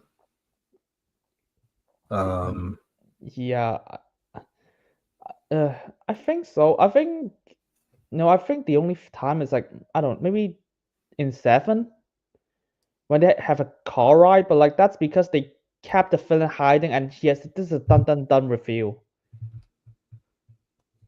But so I think that's It's in the the fucking box. yeah. What's in the box? What's in the box? Yeah. That So, but like you see, as like we were talking about, we have a plan. 12% of a plan, one might say. We'll move heaven and earth. You just teleport an egg. Yeah, but like as long as there's delusion, there's hope. That meme. Yeah, so the plan is we're going to teleport the earth. And so Reed, he does a public announcement. So again, there's a lot of time skips in general. So it's like what the I don't fuck? know like how long this has been taking, how long Galactus has been taking to get from wherever he was to where they are now. My God, you have a Silver Surfer has a wormhole can literally transport like teleport through wormholes. How the fuck does Galactus just ship does not have that power? Okay, well, okay, from that aspect, it's like that is accurate. So in the aspect of like Silver Surfer, so the reason why Norrin wants to be the herald of Galactus is like, I want you to spare my planet, and I'll serve as your herald. And it's like why would that be useful to me? Galactus would ask, and it's like, oh, it'd be useful because like I can help you find like other planets, make sure that you're like able to make sure the ones that you'll need and how to point you to the right direction, that kind of thing. Because like before, there was no Silver Surfer; it was him. So it's like Galactus would have to travel on his own, and just whatever planet he could find, the nearest planet he could find in the universe. It's like it's tough for him because like doing it by yourself is not that easy. So the Silver Surfer would be able to like zoom past through the stars in the universe to help find any location so that he can like at least get an idea of like, okay, I need to go there, and that kind of stuff. So it's like that's why like Galactus is pretty slow from that point of view. But like Um, the but problem there's like like a justification for that. But yeah, the movie literally did not explain that. I was like, dude, you gave her that power, and you tell me you don't have that power. It's like, why the fuck would you give it to her? Yeah, they barely explain anything. I mean, hey, do you know what they also did not explain? Why don't Galactus just eat Mars? That was explained in the Rise of the Silver Surfer, by the way. And this is not explained here. You just say I'm hungry, I need to eat planets. Like, cool. Why don't you just eat Pluton? Pluto. Hmm. Pluto. Yeah. Yeah. Oh yeah, in the Rise of the Silver Surfer, they specifically say he has to eat like energy, like Earth energy, plant energy, and organic life. Yeah. At least it's not DC, I guess, with Martian Manhunter. Um, but yeah. So like, so that was like another thing too. Is like Silver Surfer before he used to have like before Galactus like brainwashed him to have no morals. Like Silver Surfer would used to use the opportunity to like, okay, I'm gonna look for planets that are like dying or don't have like the high population, so I can warn the people, okay, get off this planet so that Galactus can come and eat this one, that kind of a thing. So he would used to do that, but that would be kind of hard because like there's not that many planets that are like that. So it's like, and it slows Galactus down a lot. So that's why he would brainwash Silver Surfer to have no morals, and then he'll attack any planet that Galactus tells him. And then that's why when Silver Surfer goes to Earth, Earth is like, God, this is such a perfect planet because there's so much like life and like materials and like things that Galactus will get. This will really satisfy his hunger, kind of a thing. So that's why evil at that time. But yeah, But yeah, I think we can talk about more about Silver Surfer and just compare both Silver Surfer and Johnny in Rise of the Silver Surfer to this film because holy shit, you just ripped straight out of both film. yeah. I mean, obviously they have like some precedent because like there is some comic stuff there, but like obviously, but even with the Rise of the Silver Surfer thing, I don't really think that one like, especially with Johnny. how they go about it. But yeah, so meanwhile, while this is happening, yeah, Johnny just like started figuring out words I from the alien how recordings because like I found out that these three words means these three words in English. I can yes. use the general sounding to get a general idea of like English stuff. So he's gonna make a Rosetta Stone translating Zenlanian. Yeah, Thoughts. sure. Definitely that's definitely how language works. So my first Hey, question I'm is I my first question is where the fuck are you getting these deep space transmissions and why is there so much of it? I don't think the movie does not explain it. Just like there's deep space transitions, and I guess the And Silver who's the Surfer one transmission sending this message to? Are they sending it to Earth space. specifically? Wait, and if that's the case, wouldn't a transmission say something like, "This is the planet, and our planet is destroyed, and there's a thing called Galactus. He's gonna eat you. Try as much as possible to save yourself." Something like this. Wouldn't a transmission say something like this? Yeah, it's like first off, lucky that the transmission is coming from the same alien that's giving this language. Lucky it's not a Martian language or like I don't know, a Thanos language or something. It's just the same language as Silver Surfer and all that stuff. It could have been a nihilist for all we know. Um, that and then it's like, okay, that's kind of like where you kind of lost me because like, yeah, I'm gonna translate this entire language to understand what it means because the three words I got from Silver Surfer, and I'm interested in this topic because the Silver Surfer is hot, so yeah, Yeah, and because I made the traditionally a male character to a female so that my character like Johnny Storm can like be interested in that. It's just like I don't know, it just feels like a Reed Richards plot line that was given to Johnny so that Reed doesn't have that much to do. But I mean it does give Johnny something to do, so the thing is like even Reed has a lot to do. He's literally the only one solving the entire world's problem. yeah. It's like what's Sue doing? Fuck jack shit. What is Ben doing? Jack shit. And Sue's gonna carry though. We'll get to that. yeah, and what? Oh, right, we should talk about Reed's plan to move Earth in Yeah, 36 so hours. Yeah, he literally said 36 hours to build teleporters around the globe. yeah, so we need to develop these teleportation things across. This is going to cause a mass power outage. So we asked for the entire world to shut down your electricity from at 8 p.m. Curfew and that kind of stuff. I have a really interesting idea because they say that you can teleport to anywhere in the universe. Like they literally found a solar system that's only 2% different from how Earth is, which is insane because 2% because just by moving 2% you're gonna destroy Earth. But let's ignore that. Does that mean you can just teleport a nuclear bomb inside Galactus? So one of the things too is that his egg teleportation device is like the thing is like he made two teleportation devices. It's that one teleports to the other one. But like, how do you make extra teleportation devices on the planet itself to teleport somewhere else? Like, how does that work?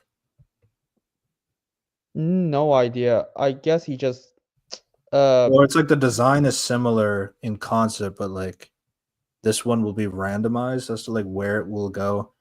So the idea that so basically the reason why he's going with this plan is because he wants to have a way for um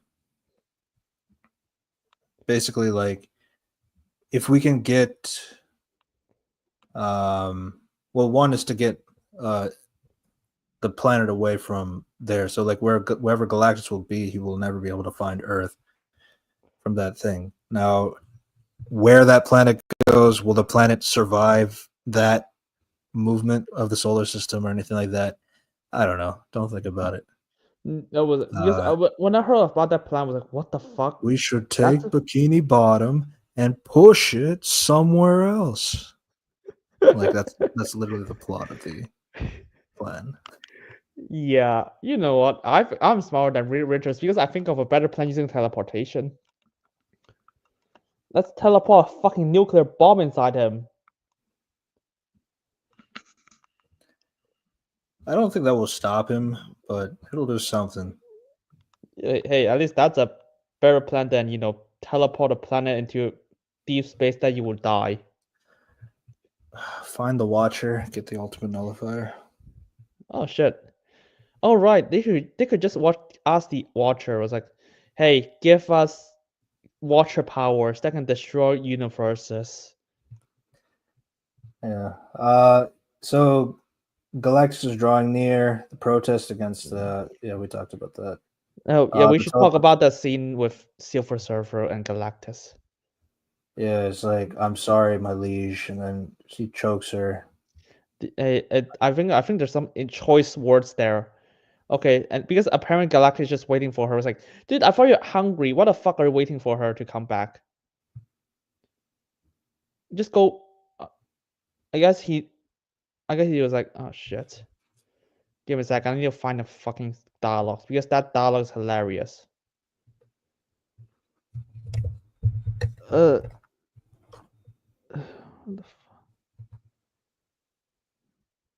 the yeah, let's start. Keep talking first. Yeah. Silver Surfer returns like a month later. I don't know if Galactus was still traveling in that time or if he was waiting, because like his ship is huge, and Galactus is already huge himself, so it's like it's probably moving. I don't know how fast he's moving, but like it is like somewhere far enough that like a wormhole needs to be used in order to travel through space in some great speed. So it's like, I mean, I guess the alien Galactus does not have wormhole stuff of his own. Yeah, and then the Silver Surfer. I mean, we talked about. Yeah, I can translate 3 words, and now I know your language, or I'm learning your language as I can. From Johnny Storm.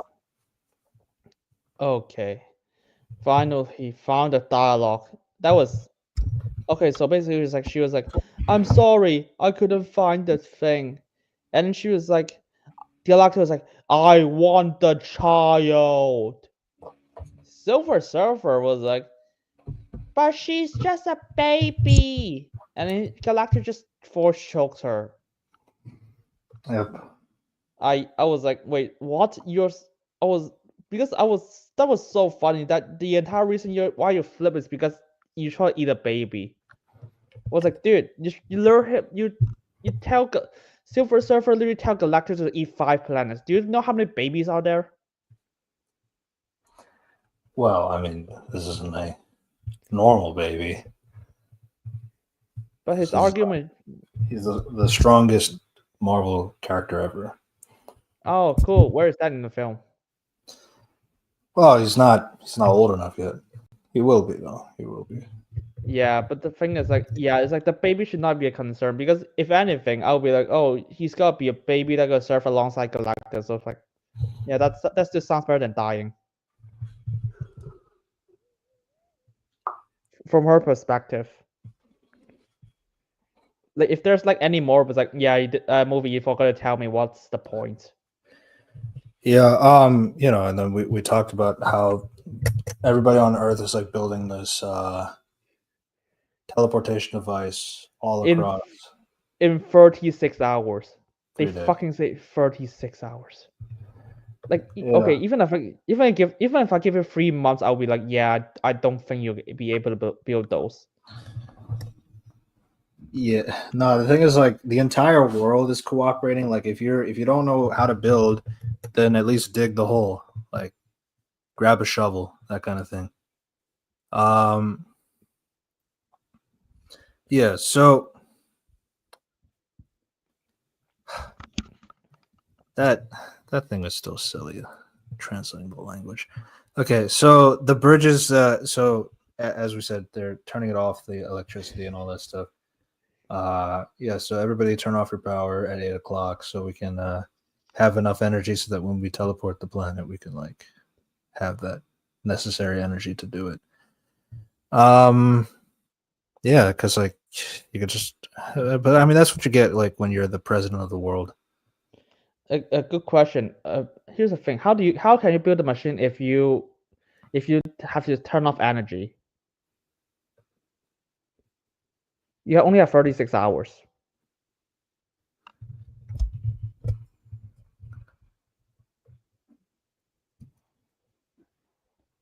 Hey, anyone, can you answer me that?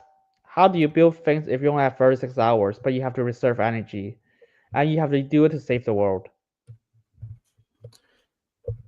Honestly, but even then, it's like I don't even know if that's like how much time do we have? Because like Ben Grimm is like able to grow a full beard.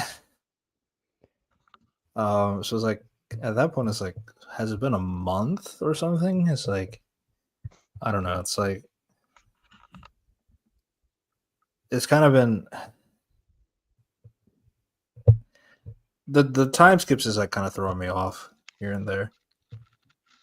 But yeah, I mean, I'm sure there's like another dialogue scene as well before that big thing happens with Silver Surfer and the teleporters. Yeah, that's. Yeah, I guess so. It's hard for me to say anything because like this plan is already really stupid from the smartest man alive. By the way, this guy is supposed to be the smartest man alive. That's hard. The thing is like if you need to write a you if you write a person that's like really smart, you have to be a smart writer as well. George R. R. Martin. That nah. He's clearly the hack. It's totally not D&D, you know, David Benioff and DB Weiss. Yeah.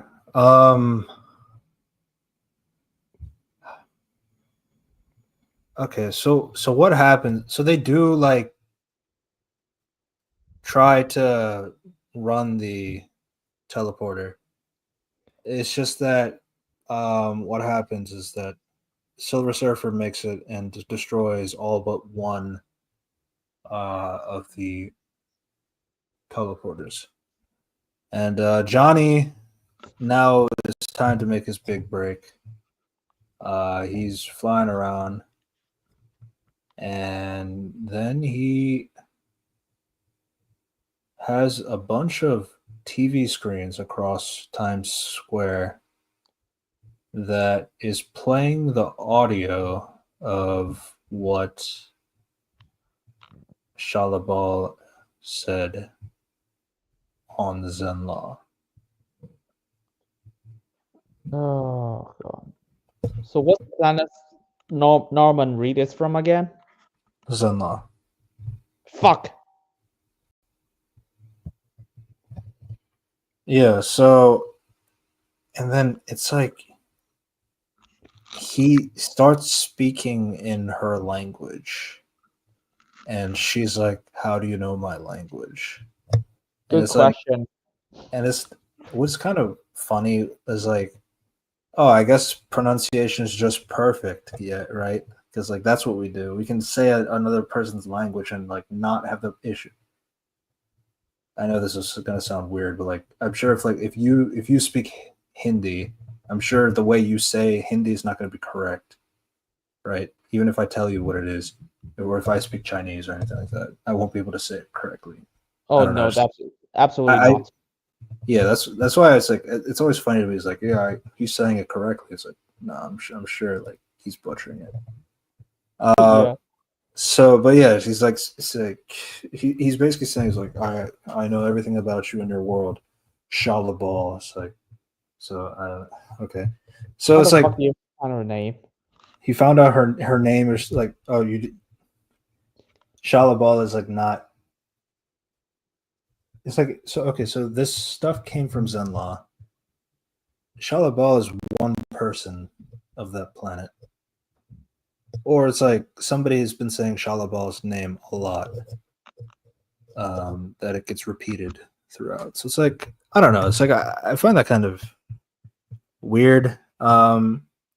But yeah, so she explains that she became the Galactus Herald because she wanted to spare her world, and Galactus plays the transmissions of the planets that she was helping Galactus destroy, which causes Shalabal to scream and fly into space and look at the moon and then just fly off and Yeah, because disappear for the rest of the movie, except for one scene.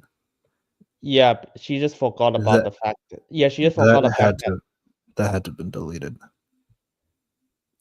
Yeah, that's the thing. I was like, you have to be that's the most noticeable one. It's like I thought Silver Surfer is gonna have a bigger role, but like no, she just pops in one moment, not even one scene, one moment in the climax, and that's it.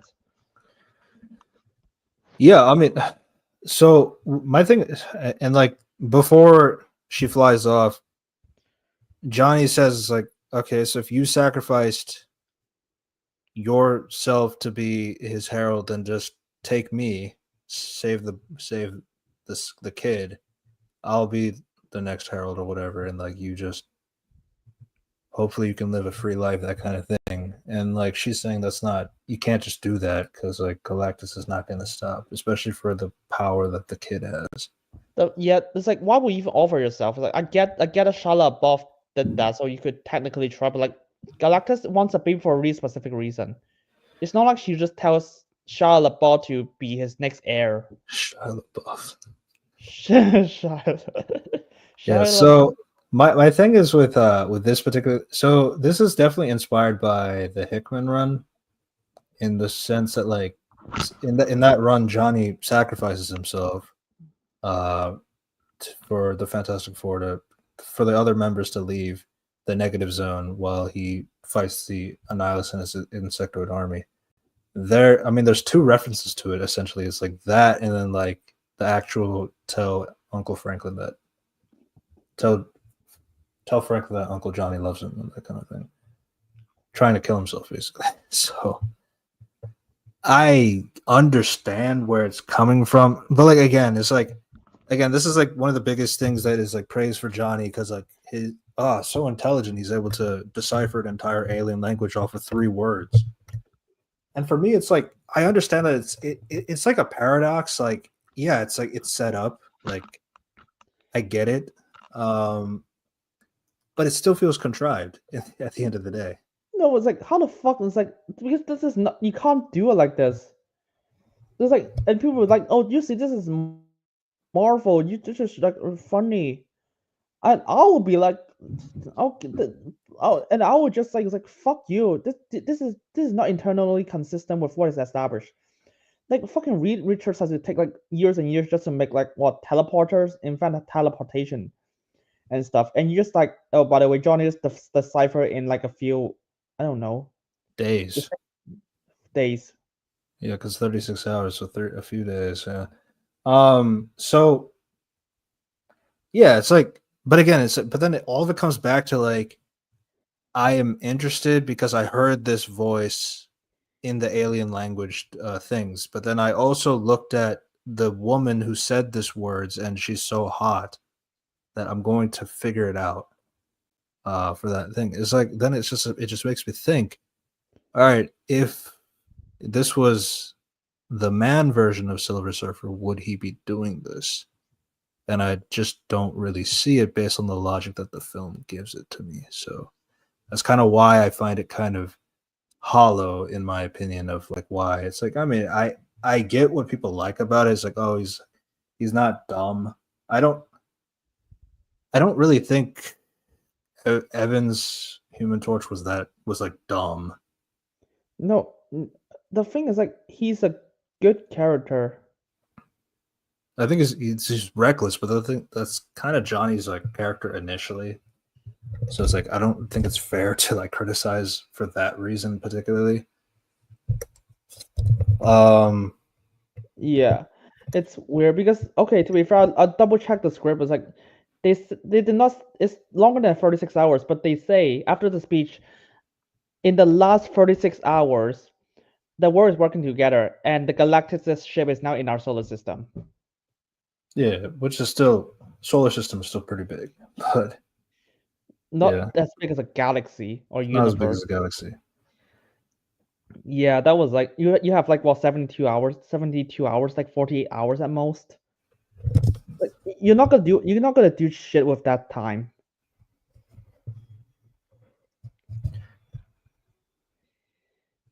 Uh, yeah, okay. Yeah. But like that's kind of my thing. So I mean, that's pretty much the extent for Johnny until that, I that think final scene. I think we just mentioned that. I think we just talk about the rise of a Silver Surfer because like all this scene, all Shia LaBeouf was like, oh shit, you figure out my backstory. I'm sad. I destroyed planets. I'm gonna leave. I was like, wait, what you never thought of that beforehand? While you're working for Galactus? That was that's a flip. Do you know in Rise of a Silver Surfer, like when Sue Storm presented that argument was like, dude, you haven't Galactus kill the planet? I was like, yeah, I do. And I have no choice. And then it was like, and Galactus has to force me to do this. Or else he's gonna destroy my planet. He needs to consume like energy and organic life to survive himself and stuff. And then you just start to realize, and then you just start to get connections like, oh shit, part of his like mind is getting back, and the reason is because like Sue Storm reminds him of his wife that he wants to protect. Yeah. And when So this was something that I did want to bring up before you started talking about it, but it's like I have seen people say that, oh, this one is better than the Silver Surfer of the movie. The thing that people agree was probably the better thing of that movie, Silver Surfer. Yeah. Um, yeah, no, I love Silver Surfer is a good character in that film.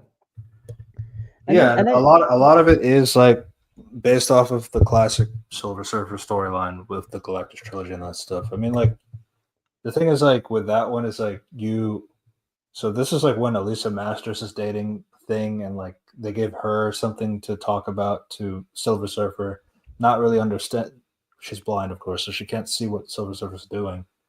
But like she's like still pleading with him like to like see the understand Earth and like the beauty of that and all the things like of that nature. And like basically what Sue does, Sue serves that same purpose. Like Norin also thinks of his wife through Alicia as well, that kind of thing. So yeah. I mean, that's what I'm saying. Is like I do think the older movies do have things in it that is like inspiring those aspects here and there. But yeah, keep going.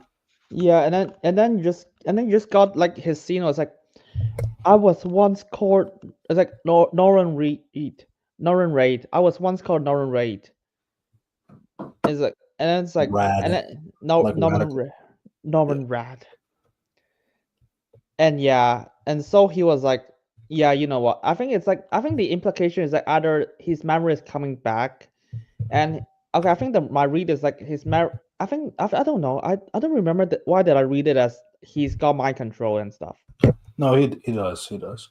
Oh yeah, he does got mind control, and his memory is coming back because of like Sue Storm's connection, and he reminds her of his wife, like gentle and stuff, and Yeah, she does not fight back at him, and he even tag a missile for her, and yeah, she's kind of soft. It's like oh my, and it's like and then Norman Reed after he sees like Sue Storm died, he brings her back to life, and then he just unlocks his memory, and then Norman Reed was like, yeah, fuck you, Galactus. I could not let like people to suffer because and my memory is coming back. So I'm, you know what? I'm not gonna do it again, and I'm gonna kill myself just to protect the planet. because you gave me the power of cosmic. Because that makes sense. There was like this animated show with Silver Surfer, and I love it so much. It's not amazing, but like I am a free man. No one can control me now. Not Galactus, not you. I am free. That kind of thing. So it's like it's just so nice. Um, I Silver Surfer is really cool. I just feel like with it does get tough because like when you're the thing is like this movie has to play a role of introducing Silver Surfer again. So, whereas like the Fantastic Four, they're like, oh, you know who they are, like you get that. Galactus even himself is like he eats planets, like, you get that. But like with Silver Surfer, it's like there's not that much like enough. There's not like that much straying away from the other one that we had. It's kind of like just doing the same thing. It's just with a girl. And worse. Yeah, it's like for here, it's like she doesn't even have like a husband or something like that, which is fine. So It's a kid. did you And see like she has like a daughter, I guess. Um, yeah, and then I think the part is like the thing is like even Silver Surfer arc is directly connected to Johnny's in that film. So that's what also draws me out. But like I mean Johnny's arc is I think my take is I really like Johnny in Rise of the Silver Surfer. He has like his arc of like getting more and more responsible, like more womanizer, and then the military leader was like tell you to fuck off. Even Norman Reed was like, and he keeps calling Norman Reed like an alien horrible person, and then at the end he just tried to be like, hey buddy, I thought I could use a hand, and he just throws Norman Reed into space to help kill Galactus. Like there's more. He slowly more respects people, and like understands self-sacrifice and stuff. honestly, I do think you should pursue that Deadpool and Wolverine video. I know you've been working on it, but like, because I do feel like with the Johnny Storm stuff, is like I do feel like there's a lot of misconceptions with the previous movies when we're talking about him. And I don't know, it's like some of it of which like I don't really agree, like acting like he never had a character or like he didn't grow or didn't have anything with him. So it's like I think it'd be interesting if that was like because I think you were talking about making that a topic in your video or something like that. Yeah, I think. Yeah, I mean, to be honest, I was making a video of, okay, that was gonna release before Wednesday. And yeah, it's because the Netflix Wednesday show is gonna drop on Wednesday. I have to feel like fuck, I have to finish it before that time. And trust me, it's not gonna. It's like, oh god, I'm gonna break down the first 6 minutes of Wednesday season 2, and also dissect Wednesday Adams as a character in the Netflix show. That was currently what I'm doing right now. I need to go back to editing, man. Like I keep pushing things off, and like it's really annoying me. But it gets tough. Maybe it's because of the podcast, where like I'm doing something in terms of video making now, and then going back to like the scripting and writing and like doing the editing and that stuff. It's like not has been that easy lately. I need to figure out how to break that habit so I can go back to that style. I mean, because like there's still like things I'd like to do like with videos and that stuff. It's just getting that motivation again. Plus Yeah, with work and all that. yeah, fair. I mean, to be honest, I think I'm just gonna do like one video per year or something. It's like I just develop other interests. Yeah. Yeah, but So yeah, so because of this situation that happened with Shadowball destroying all the things, Galactus is on his way. Reed is freaking out because like there's like no other plan. But then he looks at the baby monitor and it's like, okay, we need to bring Galactus to Earth. If we can somehow bring him down to the planet, bring him towards the device, and then we could teleport him there. He'll be away from his ship, and he won't be able to get out of that kind of a thing. Or you can just teleport a hydrogen bomb into his mouth. So, but then Johnny and Ben are like, so how are you gonna bring him down? Like, why would he get out of his ship and that kind of thing? Is like, and Sue thinks is like, you're gonna use Franklin, aren't you? No, of course not. It's like, yes, you would not have made this plan because it's not possible without the baby. It's like, no, it, I was like, no, I was like, I was actually on Reed's side. I was like, what the fuck are you gonna do? Like, it's desperate.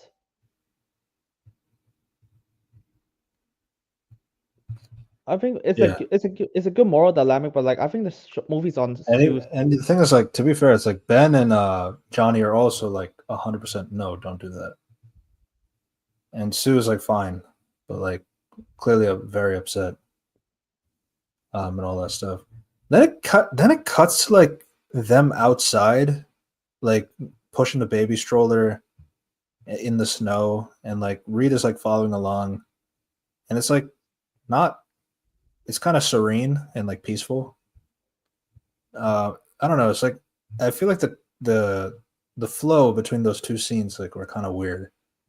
Yeah, I think they just got like one talk in the snow. It's like, oh, okay, that's it. I was like, wait, what? It's snowing now? What the fuck? Yeah, the time skips have been really crazy. It's like, by the way, and remember, Galactus is currently in Jupiter, or like the moon right At now. that point, in the movie, he's made it to Jupiter. Yeah. Jesus Christ. Yeah, Yeah. So they're saying, okay, so if we want to do this plan, okay, we'll use the baby. The baby's going to be covered in radiation, hydro, electro, like all these like protections, so like nothing can like hurt it. Essentially, I guess. I don't know what about crushing the thing from Galactus's god hand, but like, okay. I mean, it's radiation proof, so I guess it's fine. But then it's like, okay, so if we want to bring Galactus here, how he's gonna get here without destroying the city? Like, okay, so we need to get the people out. So here we have Sue use her negotiation skills to talk to. Moment, the Underminer. Yeah. I don't know why they keep going with like Harvey Elder. Like, just call him Mole Man. I don't understand. Yeah. Yeah, but he's like it's a little funny because like the Mole Man has like a beef with like Reed, and all this stuff, but it's like don't really get that. And then Sue, all right, listen, Harvey, we just want to evacuate the citizens of the city. He has like a little bit of like, but you guys are like fascist, not like literally, but like, the overworld is like never gives respect to the underworld. But yeah, we'll have the people of New York City go to Subterranea. And I'm shocked that we got to see Subterranea. I did not expect that. It's kind of cool. It's a No, iconic thing in Fantastic Four comics. Not iconic, but like it is a existing world like Atlantis or something like that. I think my problem is like, wait, what? You tell them to move to the underground. What happens if Galactus is like really heavy and it drops to the ground? Is the ground gonna shake and the rubble's gonna crush onto their heads? I think you're better off just telling them, hey guys, here's a bunch of planes from the USA. I'm gonna fly you guys to Britain. My thing with that though is like Galactus is only in New York, and all that stuff. So it's like Subterranea is like underneath New York, essentially. So it's like I mean, you're putting the people. So I guess the simple thing is like, I also found it funny that like you could take a bus and it goes straight to the underworld. I don't know if it's supposed to be that simple, but like, yeah, here incoming Subterranea. Welcome to Subterranea. Because I'm pretty sure, because like, wouldn't having a road like a car ride straight to Subterranea kind of be defeating the point of not wanting people above the world be in their city? But like, yeah, it is what it is. But yeah, but like, I don't know if like maybe mass evacuating outside of New York City, because like at the same time it's like they want Galactus to go specifically for the baby, which will be in the city. So it's like there's no reason for him to be like anywhere else. Like, so if they were to move like move the guys like over to another state, then they should be fine theoretically. That is assuming that Galactus is not gonna like, nuke the Yeah. place regardless. So Okay. I mean, he has a really big ship, and he has a really specific hyperdrive beam that can beam Julia Garner. By the way, okay, to be fair, Julia Garner did not tell them he has this weapon, but still, it should be like, okay, just in case. or go after the planet itself and start eating the planet, and then maybe Reed and Sue might give the baby during that time and all that stuff. So it's like, I don't know. It's like I feel like there's better options to give that point, but I don't know. But Galactus, he finally makes it to Earth. He jumps out of his ship and once because Do you know how tall this guy is? yeah. I So this is kind of my thing is like that I wasn't a big fan of is like I feel like you could have shown a little bit of the size manipulation thing that he can do because he can shrink down, so that he can, not be bigger than the Earth. hey, So like when he falls out of the ship, it's like, yeah, I guess he's 50 feet tall, but he can be bigger than that. So that's what I would have liked if they showed him shrinking down, something like that. well, no, I was like, I think when I saw a trailer, I told you it was like, no, wait, what? This guy's only as tall as a building. I was like, nah, he can manipulate size. And I was like, and I saw this movie, I was like, yeah, I was like, yeah, I was right. He could not manipulate size in this film. He's just big. He's just not that big. No, he's just the size of King Kong. Oh, Yeah. that's it. And and so this guy just like grabs a bunch of grass and just like smell it. That was funny. And there's like fresh food. You have that the big sniff sound effect. So, yeah. So he starts looking, scanning around. He sees the baby. Oh shit! We should mention the final scene for Ben and Rosman. Yeah. Okay. Anyways, that's done. So then he just starts walking, and then the Fantastic Four members they start trying to attack. And Johnny's flaming. And Thing is in the car. Sue's in the car. And yeah, but nothing is bothering him. Galactus is just ignoring them. Just to move along. And then he used telekinesis. He uses telekinesis to throw the Fantastic Car out of the way.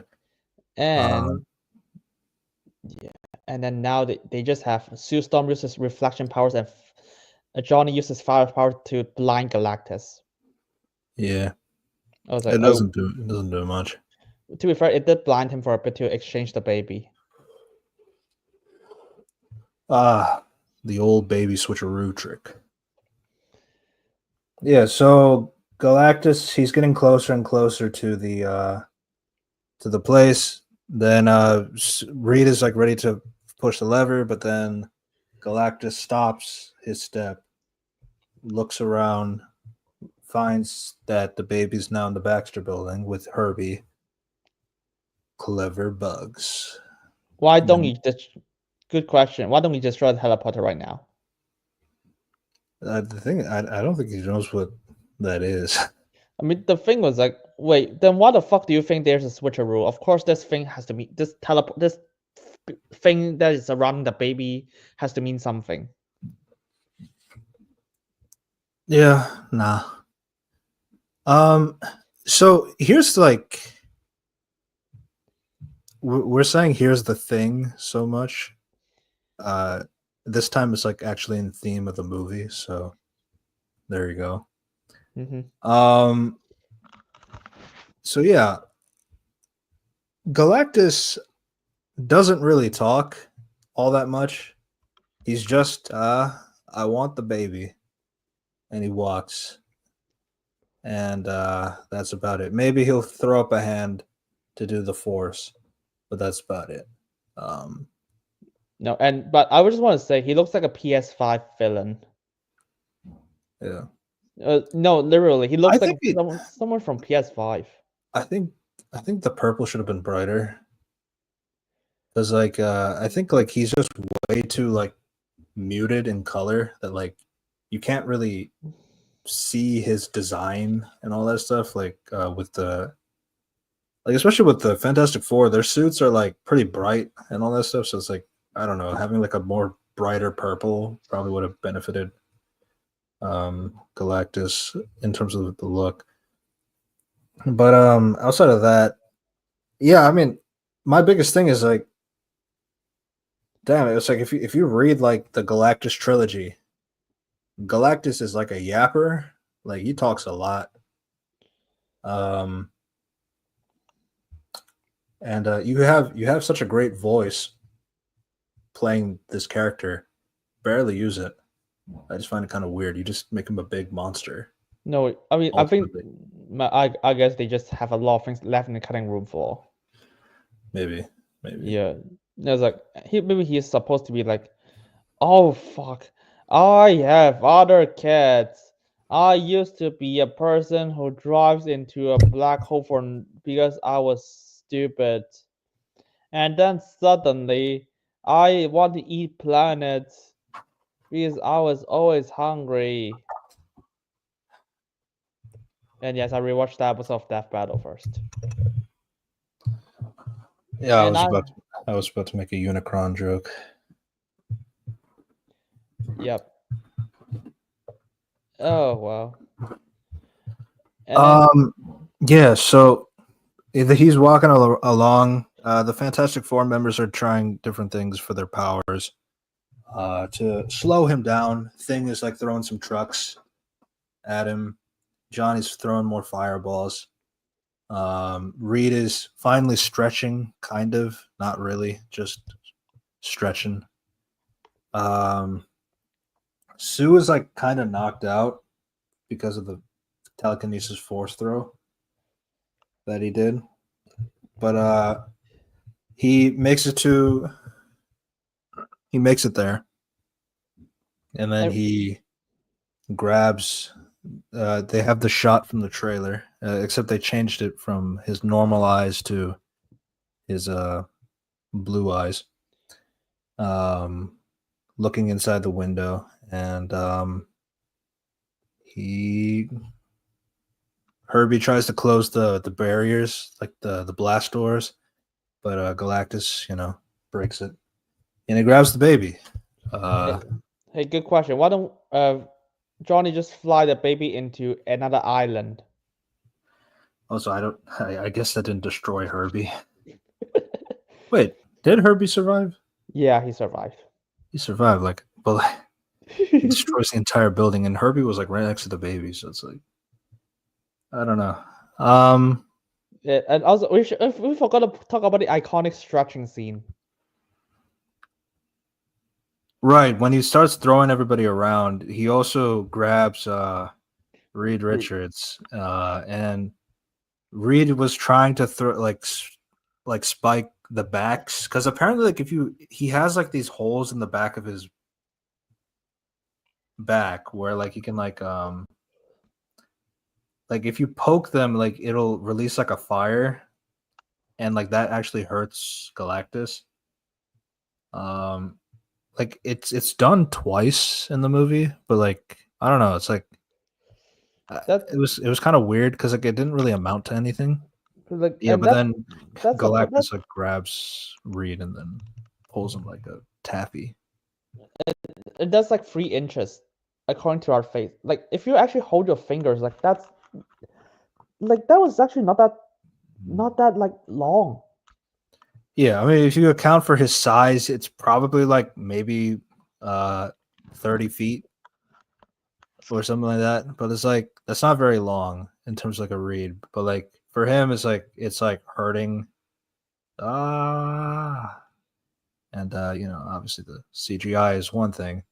But I was talking to Operation about this one. Is like I think what could have been funny is like the Incredibles part where like the droid is like pulling on Mr. Fantastic. It's actually hurting him, but like when he pulls his back, and then it's like, oh, now I can kick your ass, like that kind of thing. It's like I think it would have been cooler if like he's stretching Reed and like it's acting like it hurts, but like it doesn't hurt because he's fucking Mr. Fantastic. He can stretch.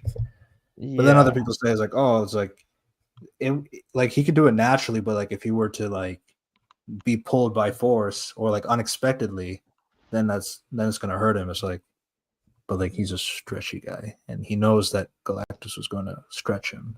I mean, if So it's why does got he blindsided?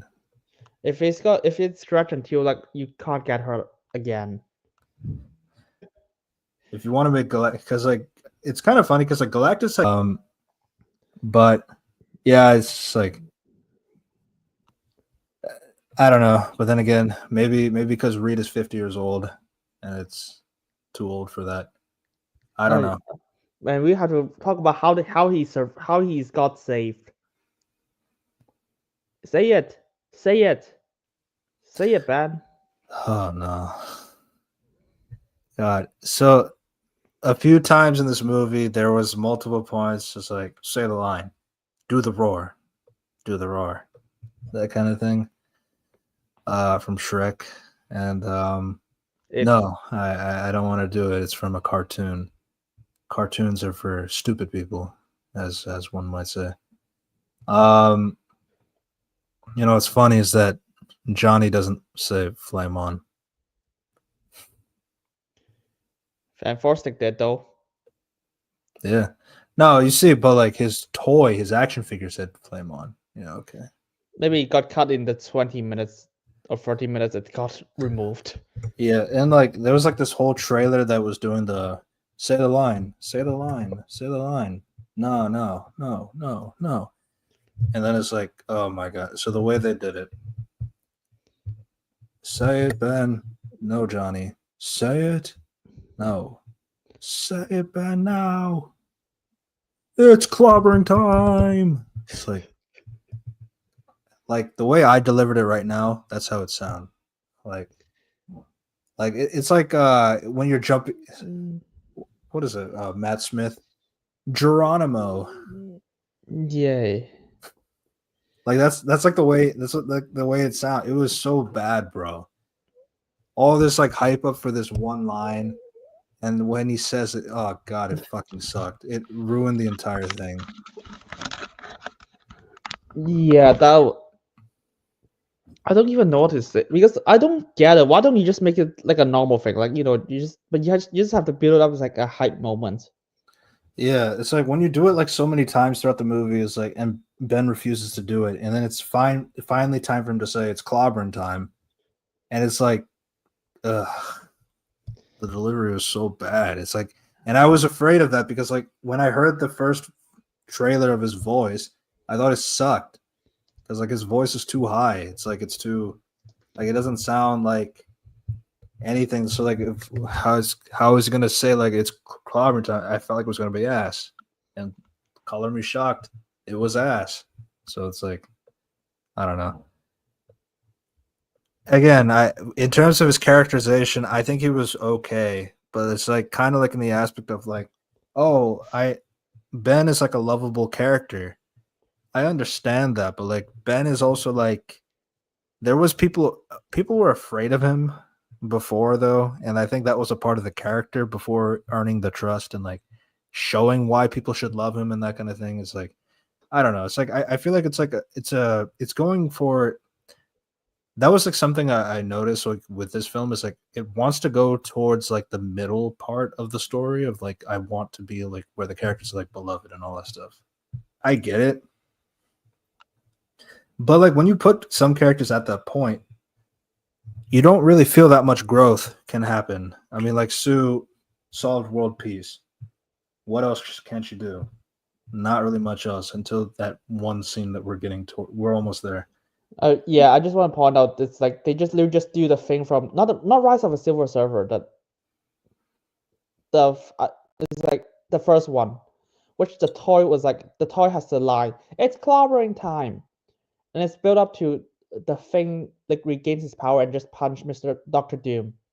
Bro, Michael Chiklis's voice is just that's the thing. Everyone say that he's the most perfect casted person in the film. Even Stan Lee loved it a lot. Yeah, I think just like the CGI It's just has clobbering time. it's Damn, I've been waiting to do that. Yep, and even the second film. Okay, second film is not delivered by Michael Checker.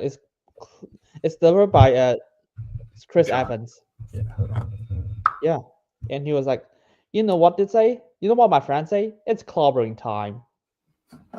Punches Doctor Doom again. Flame on. I think it's just because every single time I saw this moment I was like, oh my god! I think they just try to do the 2000s movies again.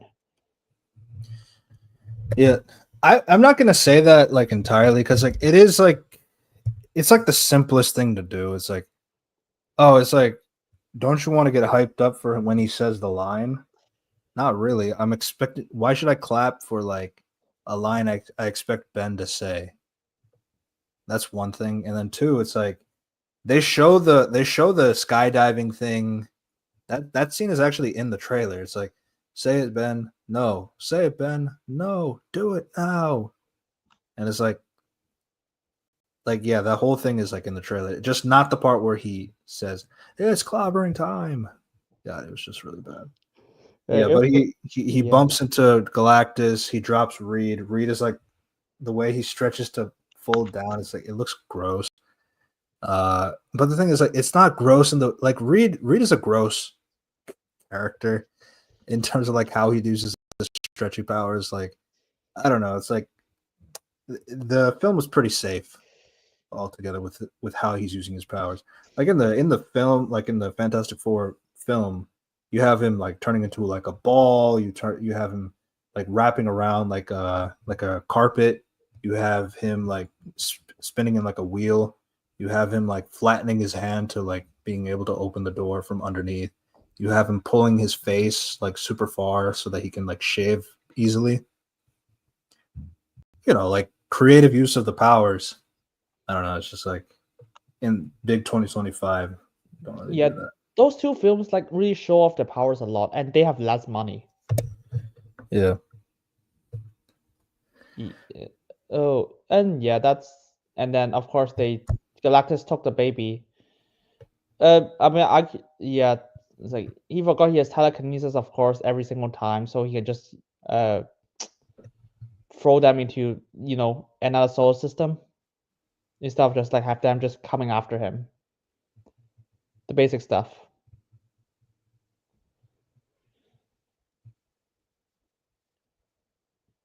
I'm surprised.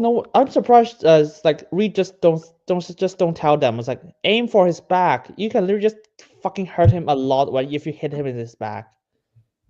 That would be a good plan, right? I don't even know. Like, I don't know what the film was wanting to do with that because like it did focus on that twice. That like, I don't know. It's just like it was just a weird thing in general that I wasn't really understanding like why that was the decision. But yeah, he okay, so he grabs the baby. The other three members, they're kind of like out for the count a little bit. So, and then Sue wakes up. She sees that Galactus has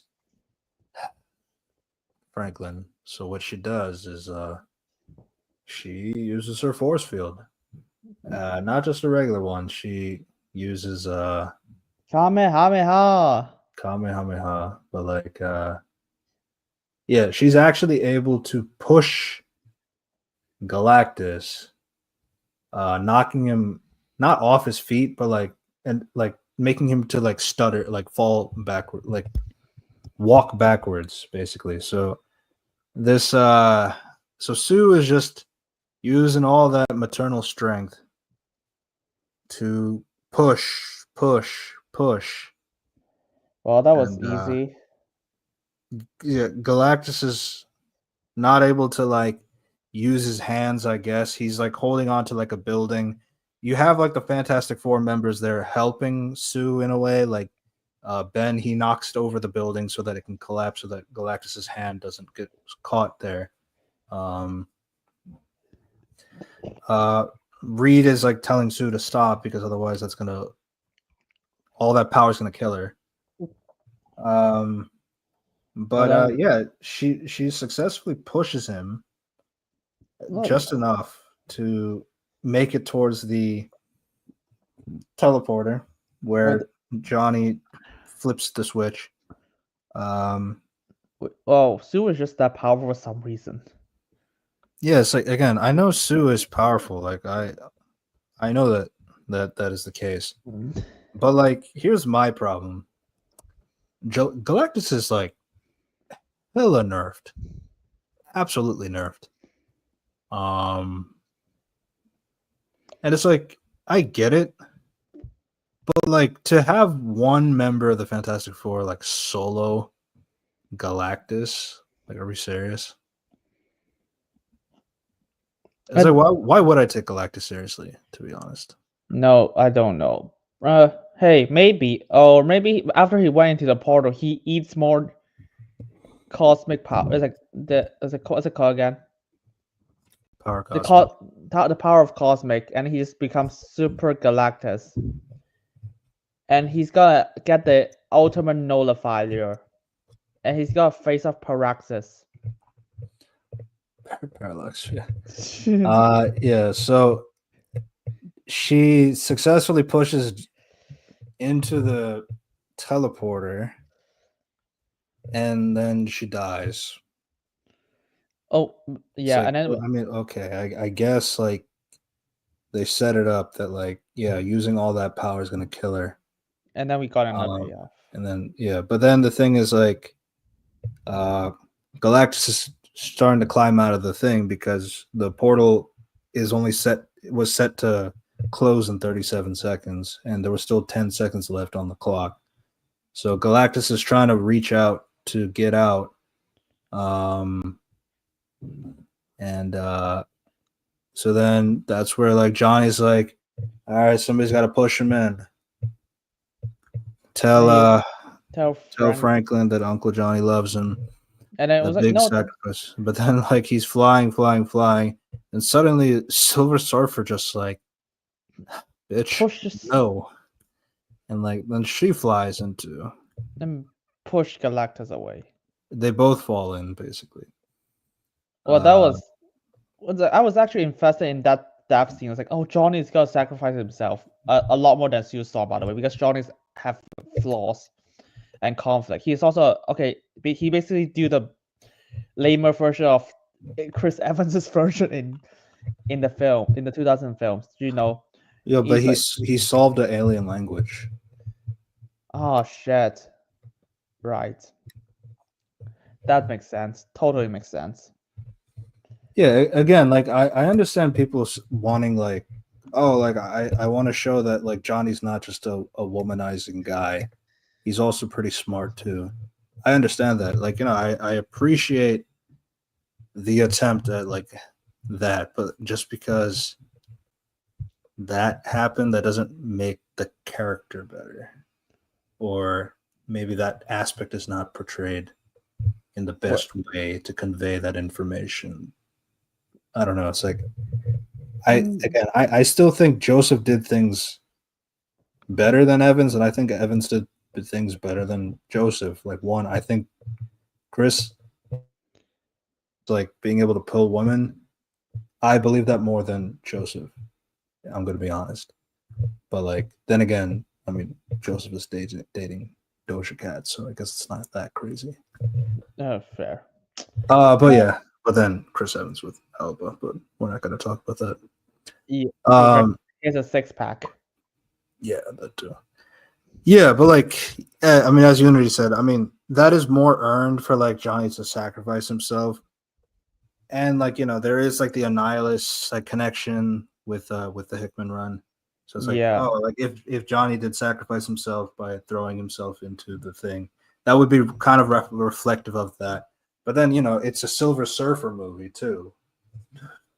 You didn't think we forgot about that, right? So yeah, let's like push Johnny out of the way.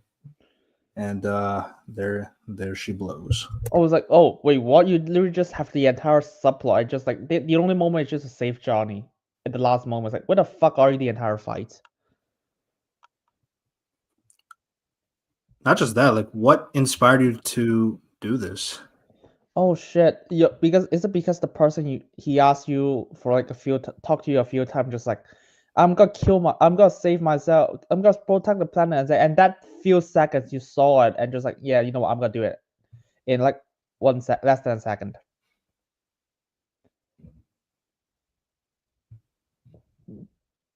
I guess that's the implication, or I think the implication is like he just thinks of for a while. It's like, you know what, I'm gonna do it right now.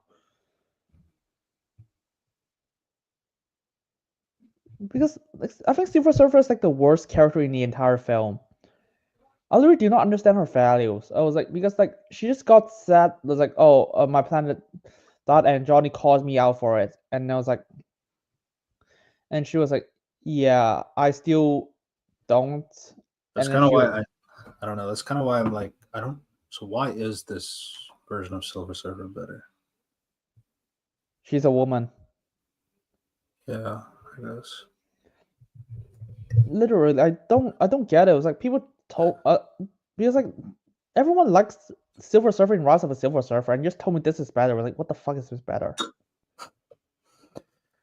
Yeah, Like, but to be fair, they said like, oh, like this film makes everybody better than those movies. Like, really? well, to be fair, I think Doctor Doom is better in this film than both 2000 films. Let's just wait for the next movie. Yeah, I think I said Fantastic Four film. Avengers Doomsday is not a Fantastic Four film. That is true. Yeah, that was. If you don't know The how, 1994 one is good, but like it's an unreleased film, so it doesn't count.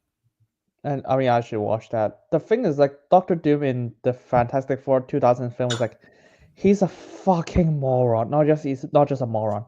His value completely changed.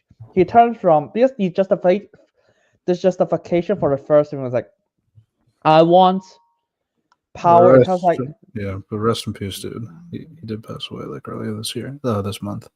all right, yeah, that was like, God, Julian is such a great actor. It's just a shame his character is shit. But like, okay, if I give you a brief summary, the problem with Doctor Doom is like, he wants power in terms of like economic, like like power over the people, ruling over the society, money, that kind of power too. I want superpowers. They will change the definition of power in his character for no reason because they think they're both the same. Power over like wanting money and fame is the same as wanting actual superpowers.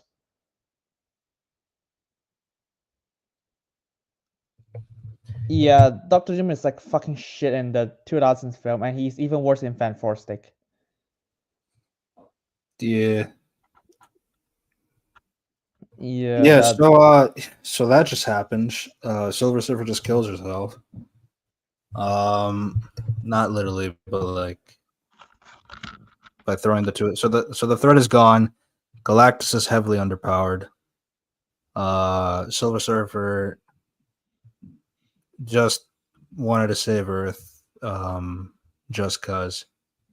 I mean, I know Johnny had like conversations about it, but like I do think like there's something missing here, and it's still kind of funny to me that like this scene with like trying to talk to Silver Surfer and convince him of the good and all that stuff has been adapted a few times, and none of them are with Alicia Masters. So I find that kind of funny. But it Yeah. is what it is. Hey, remember? I still. Yeah. I was like, and this is Oh just yeah, purely. we did miss that one scene about like how Ben wants to go and see Roz a little bit more, maybe after if the world doesn't go to shit. Again, not a character. But yeah, so dead. So, Reed is like trying to resuscitate her and all this stuff. You got the baby girl stuff. I'm guessing it's because of Joel. Like at least like that word in particular, but like Yeah. but yeah, it's They not alive. And then they it stole was It's I, just the same thing with Fronto Silver, so yeah, where Sue I got Storm died. yeah. It's like I liked Reed and like Ben like holding the shoulder. I'm sorry, just stopping it.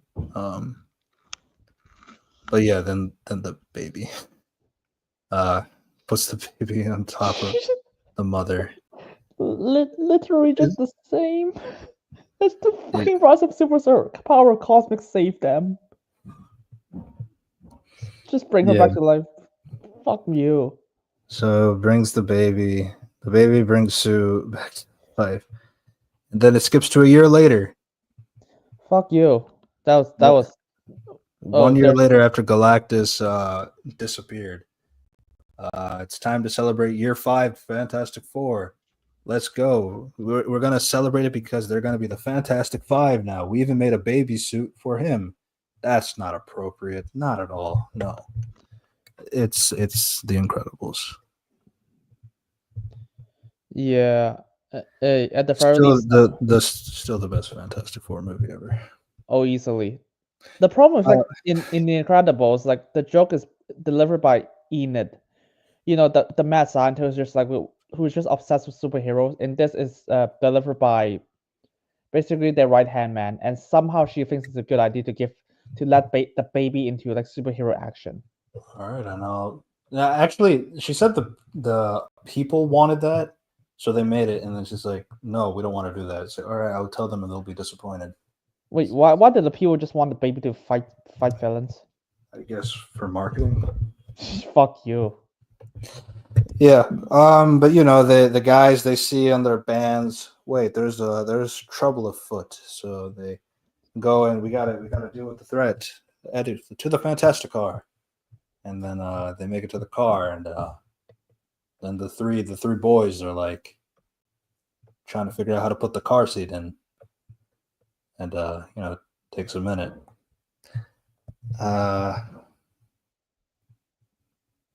Yeah. And then they just do the ending from the Rise of Silver Surfer and the first 2000s film with the Yeah. fantastic car Fly Away. Yeah, and then you have some shots in the credits, like where they're showing some extra footage of the characters doing some things. I found it funny that a monkey pulls on Reed's face to make it stretch. I'm thinking about the Superman monkeys. So, two movies doing something with monkeys. Hey, at the very least, with that film was fucking bonkers with monkeys. It was like, hey, do you know the troll on the internet are actually monkeys?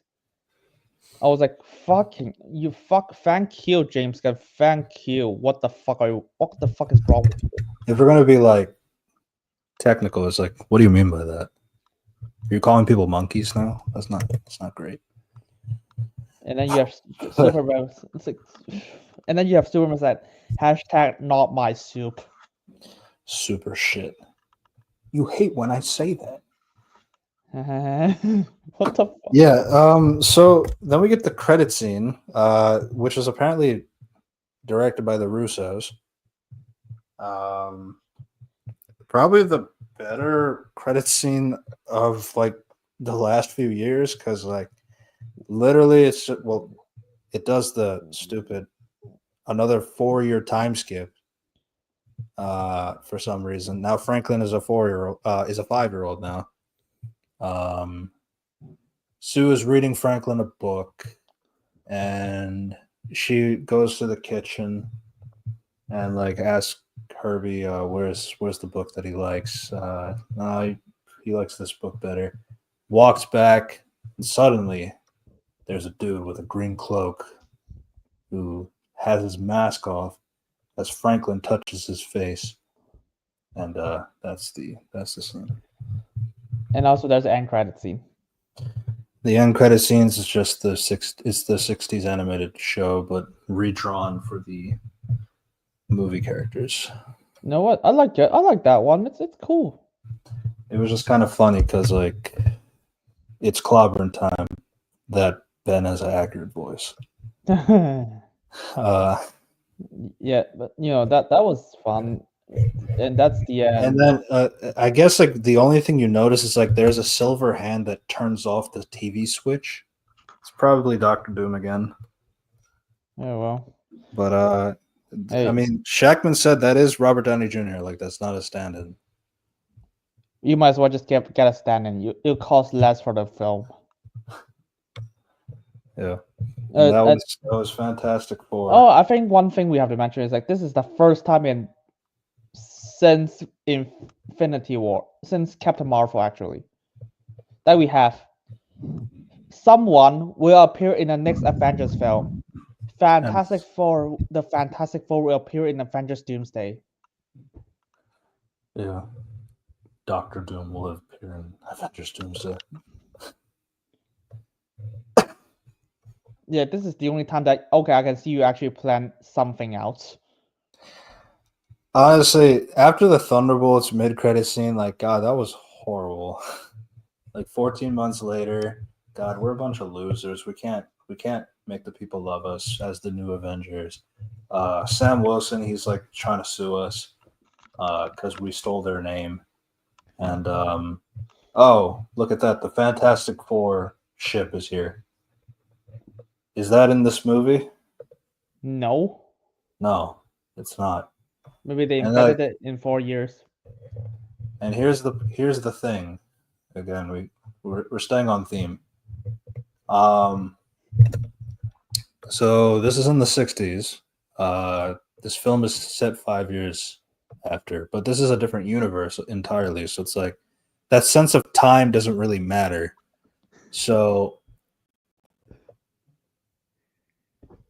something is going to happen for the Fantastic Four to end up in 616, quote unquote. And we don't know what that is. And, it's kind of weird because, like, you watch Fantastic Four after watching Thunderbolts, the two films that are back-to-back, and it doesn't tie that connection as to, like, what's going on there. And you also have Feige saying that, actually, the Avengers are going to go to 828, that universe. You know what? A fun fact, the script is not finished. That's why they have no idea. Yeah. Oh fuck! I have seen people say it too. It's like I just want the universe to exist in this world. I don't like 616 anymore. Fun fact: we just got confirmed for Say These Things casting for Spider-Man: Brand New Day. It's got to factor in Doomsday, absolutely. If you're looking at that Spider-Gwen thing, that's not correct. People are posting fake links. Fuck's sake! Yeah, that was Oh well. Somehow they have not confirmed what the fuck is Sadie Sink doing in the film.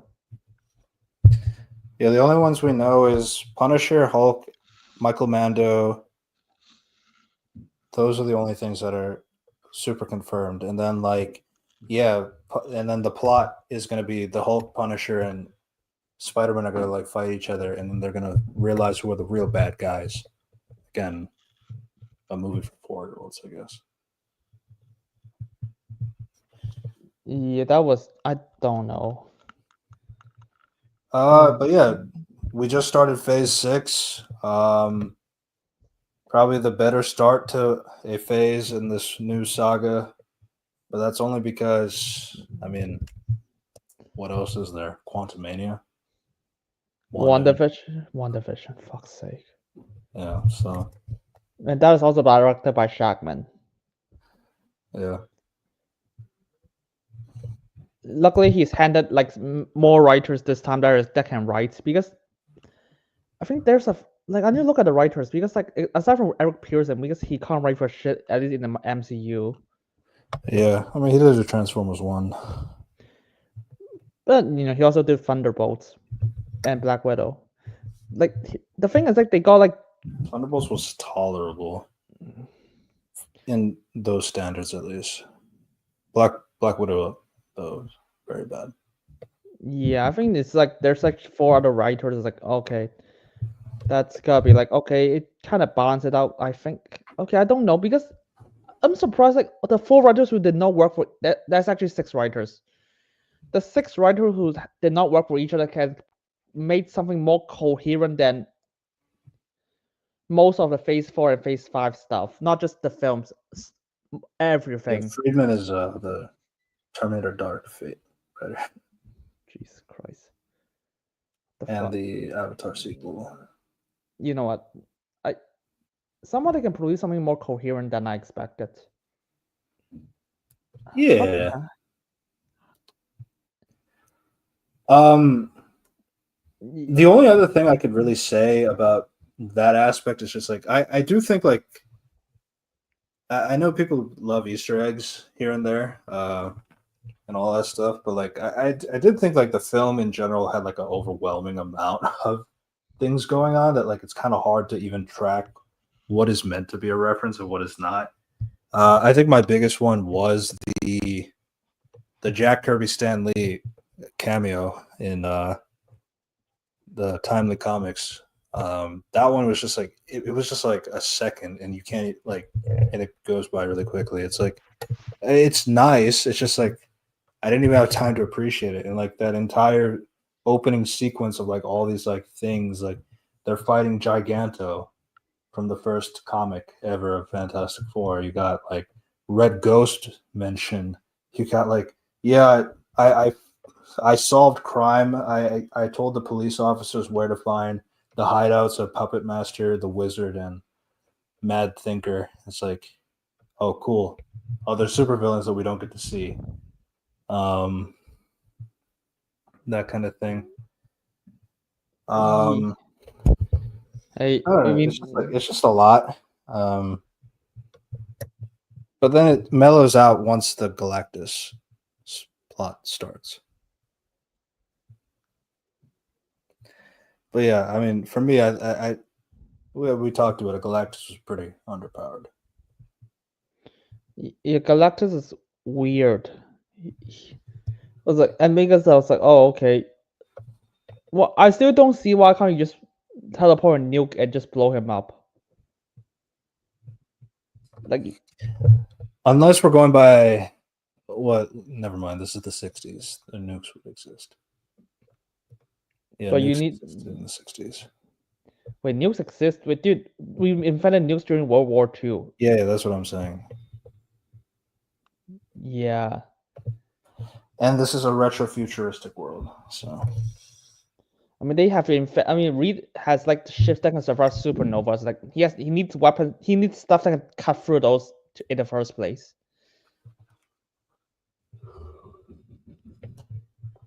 yeah. If you want to see better Galactus representation, watch the Galactus versus Unicron fight In Death Battle. and Death Battle. That was like, oh my god, that was so cool. Yeah, sometimes you just want to see cosmic entities hash it out. I know, like the Fantastic Four aren't cosmic entities on their own, but like Sure. Yeah, it does. But I mean, obviously, like one of the bigger aspects is like people thought that like, oh, this universe is this world is gonna blow up or something, or like an incursion or something, and then the Fantastic Four have to escape and get out. and all that stuff. The thing is, like, when they said that, like, oh, we're not gonna sacrifice this world for the Galactus and all that stuff, then it's like, okay, there's no way you could possibly do that plot line of like the world explodes and like they have to get out and end up in 616 or something like that. But at the same time, it's like, can you blame people for thinking that might have happened? No, not really. Look at the Thunderbolts. Oh, they're coming here from another universe. Because like, what did they say in that movie? Yeah, there was a hole in the time space continuum, and something is entering the atmosphere, and there you go, the Fantastic Four ship. So something must have happened. We just haven't gotten there yet. So maybe Endgame will figure that out. Now you mean Doomsday? Doomsday. Don't worry, Michael Walters kind of come up with incredible explanations. Like Doctor Doom has portal powers that can open dimensions across universes. Doctor Doom is going to take advantage of the fact that he looks like Tony Stark to manipulate the people of this earth. Maybe, I don't know. Maybe that's like 70 drafts ago. Now they haven't even finished the drafts before filming. Yeah, like all the actors are saying it. Like Rebecca Romaine is saying that. The Nightcrawler actor is saying that. Joseph Quinn is saying that. Like, yeah, I don't know what the fuck is going on. Yeah, like it will be a miracle out of 10. Yeah. Out of curiosity, you guys are going to cover the new Naked Gun movie? I don't think so. No, I think that movie is way too complicated for us to.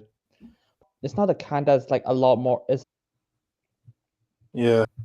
Plus, I think Wednesday would probably be more recent in terms of like what's coming out. It's weird because like the seasons got split into 2. Yeah. So I don't know how we got break it down. And yeah, I'm gonna fast track the video, my Wednesday video before Wednesday.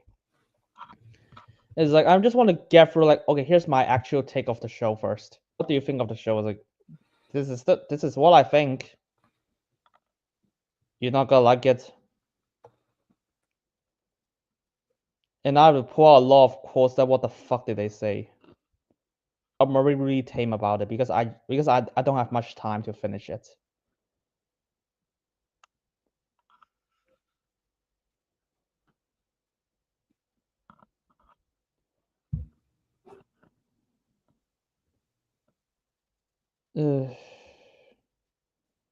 But yeah, Fantastic Four. It's just yeah. ripping off Rise of a Silver Surfer. That's my impression. Like when you get to the later half. Yeah, I mean, obviously, like these things are inspired by the Galactus trilogy. So those 3 issues. So it's like, obviously there's like inspiration for it to be similar. I just feel like the way that they went about conveying that information was just kind of weird, especially because of like how, yeah, I'm gonna solve this language because I find the alien hot. I don't know, it's just like wanting to have the cake and eat it, showing Johnny's intelligence. Yeah. Or you can have him show his intelligence by sweet talking her into to helping us stop Galactus. Yeah.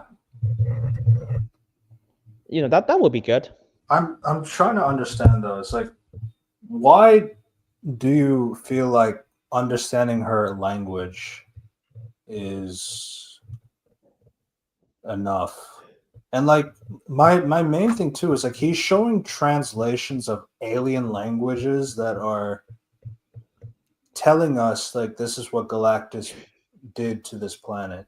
So you have to have translated more languages, more alien languages. You had to translate those things like, oh, like, no, stop, this silver woman, she's gonna kill us. No, don't bring Galactus, don't do that. Like that's what the audios are saying, and then that's what Johnny is saying. Like, listen to them. They're saying like you're sending people, you're like bringing somebody there to kill them, like basically like that, and you did nothing to stop that. So it's like he's able to translate more than one language. one alien language. It's like, how does solving a Rosetta Stone for one alien language out of 3 words that you learn, how does that have you understand the audio of everybody else that was like being listened to? It doesn't make sense.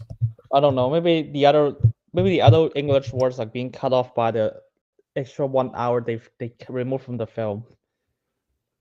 What is Red like? What the fuck is Red Ghost gonna do in the film, anyways? I want to know. I just think it's like similar to like Mole Man. It's like just like he'd be a person that you gotta stop, and then you stop him, and then that's it. The sake of the montage, basically. I guess because they show him from a trade for some reason. Yeah, and the shot is like in the dark as well. Yeah, they change the lightings of the trailers all the time. yeah, but they kept Red Ghost in the Fantastic Four cartoon in the end credit scene.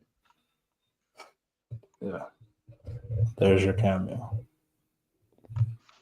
Oh, and also they supposed to have Matt Finker and Puppet Master. Yep. And the wizard. Yeah. Funnily enough, the wizard is in Your Friendly Neighborhood Spider-Man. All right, he's played by Paul F. Tompkins. Yeah. I won't mind if he's playing him in live action. I think he's a bit too old, but like, yeah. Yeah, I mean, honestly, for me, I think the Fantastic Four, it's decent. I'm not gonna say it's like amazing or anything like that. I think like because the bar has been kind of low for other Fantastic Four movies, that like I think it's decent for MCU standard. It's like it's not also decent for standards. Yeah. It's like if you ask me, it's like, what will you rank this for this film? It's like it's absolutely gonna be below Rise of the Silver Surfer and the original one. I mean, it's above Fantastic, but like that, what that's movie's like what 1 or 2 out of 10. And I gave like both the 2001 like a 6 out of 10, and then the Rise of Silver Surfer for like a 5 out of 10. And this movie is below both of them. Yeah. Again, it's like I feel like these things are adapting like different aspects of the Fantastic Four. So it's like that's why like when people talk about comic accuracy and all that stuff, I think like the thing is some of the things are outdated in terms of like what we're talking about. Like if I'm not mistaken, I think the Hickman run was in the 2010s, if I'm not mistaken. Hickman Fantastic Four. I don't know. I can't tell you. It's like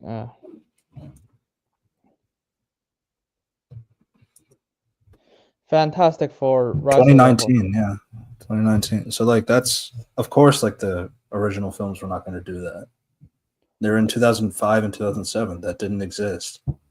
Yeah. Yeah. So, that's kind of my thing from that discussion in particular. Like I don't think it's fair when people use that argument. Because yeah, it's just an excellent run. It's just it's a different time. I guess, and yeah, the thing is like I think I still prefer the writing wise. I prefer the Cloud Galactus and Rise of a Silver Surfer. At least they explain his motivation clearly, and his defeat is not by pushing. Yeah. I think that's my take. And yeah, that was and yeah, they still haven't explained why don't Galactus just eat Mars.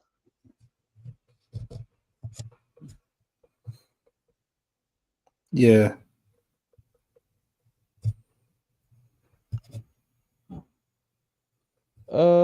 What do we have? Reed. I like Reed, aside from when he's so stupid for no reason. Because the plot needs to like to do a SpongeBob meme. Push. And that Reed, Johnny. I don't know.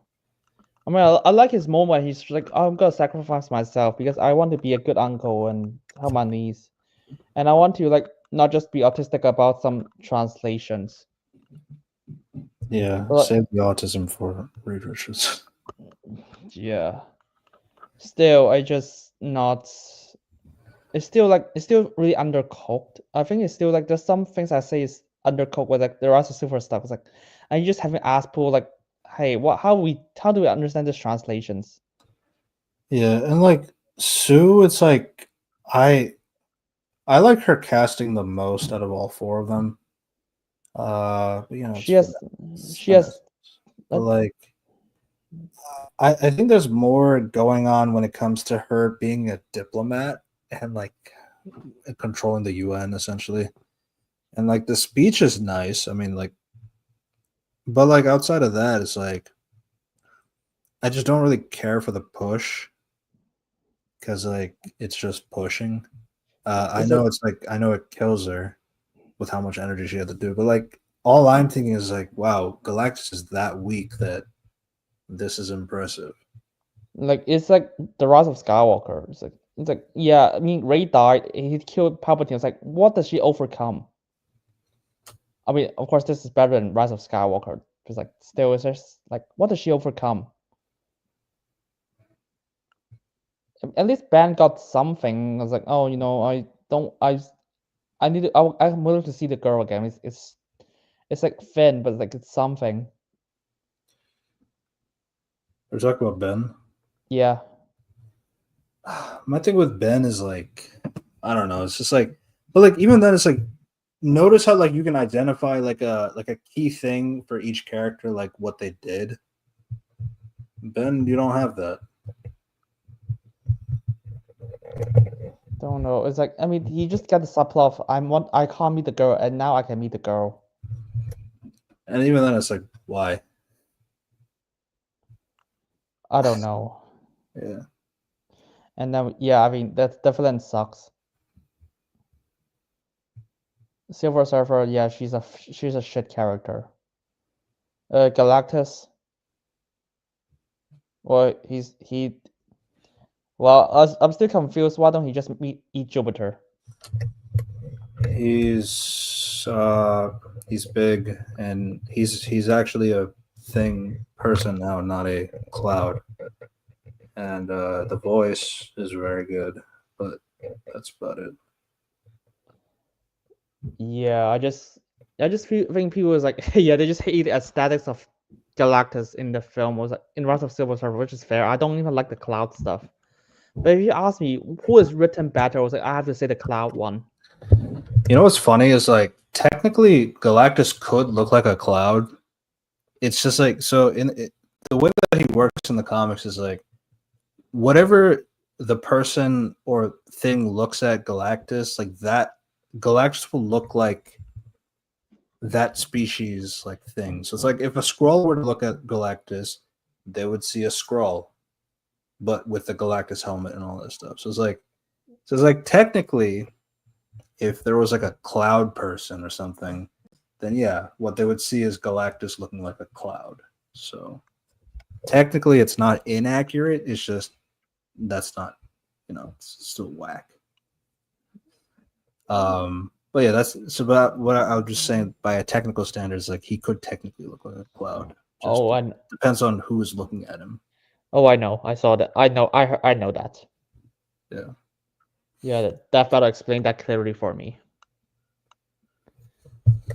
And that I've and yeah, always yeah, and I've always been interested. Like, I would like to see more alien species looking at Galactus because I'd like to see them animate or like show the character Galactus looking like something else that we're not accustomed to. So I always the wish they could money. do that, but they never get to do it. Money. That's why. Yeah, money.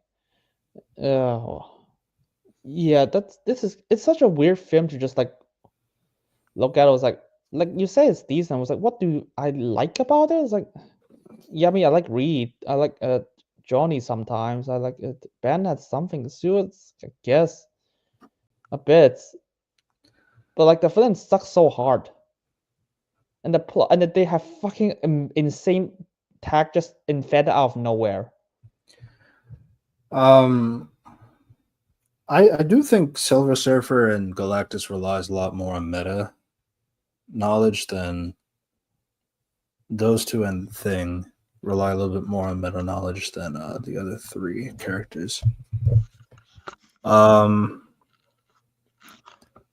think like with Reed, like I mean, we talked about it. Like Reed, his kind of thing like will always persist because he's always thinking ahead. He's always thinking about things, and like he's always like worried about like his intelligence and like how much that could cause harm to other people and all that stuff. So it's like, I mean, we also didn't talk about it. Probably one of his better lines is like, I look at him and I don't see myself, which is good because I wouldn't want anybody to be like me.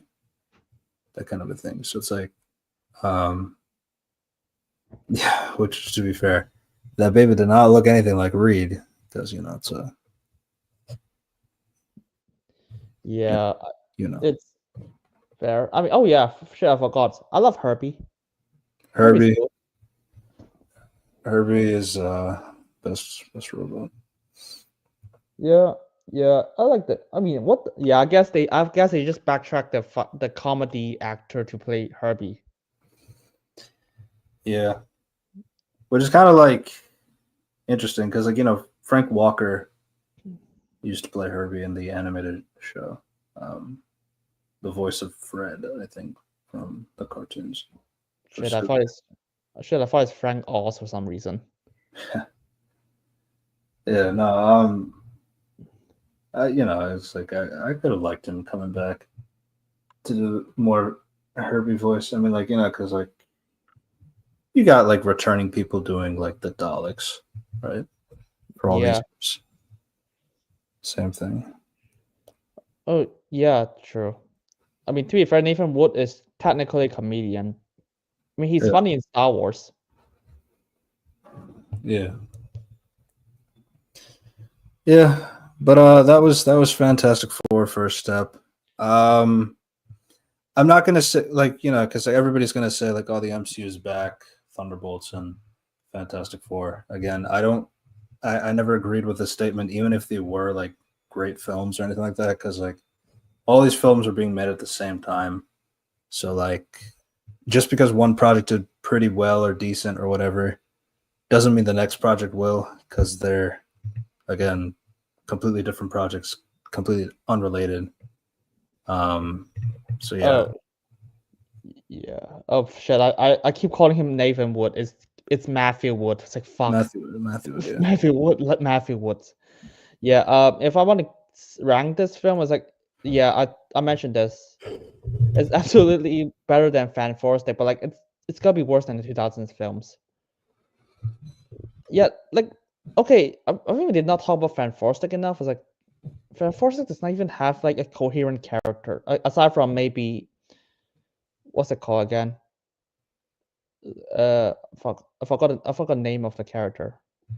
Was like it's played by the thinker in Captain America Brave New World, the leader from Tim Blake Nelson. yeah, Tim Blake Nelson. That character. I think that's the only character was like I kind of care about. The Mole Man. Yeah. I'm not sure why they won't let Mole Man be a short guy. I find that interesting. But or he barely wears his robes. I mean, he kind of did in the opening scene of the movie, but like, and they just kind of gave up. Yeah, yeah, he just called. Yeah, he just like, you know what? Let's just have the Mole Man be a, I don't know, good guy or bad guy. I have no idea. Yeah. But do you believe that Josh Trank said that movie will be good if the studio does not compromise it?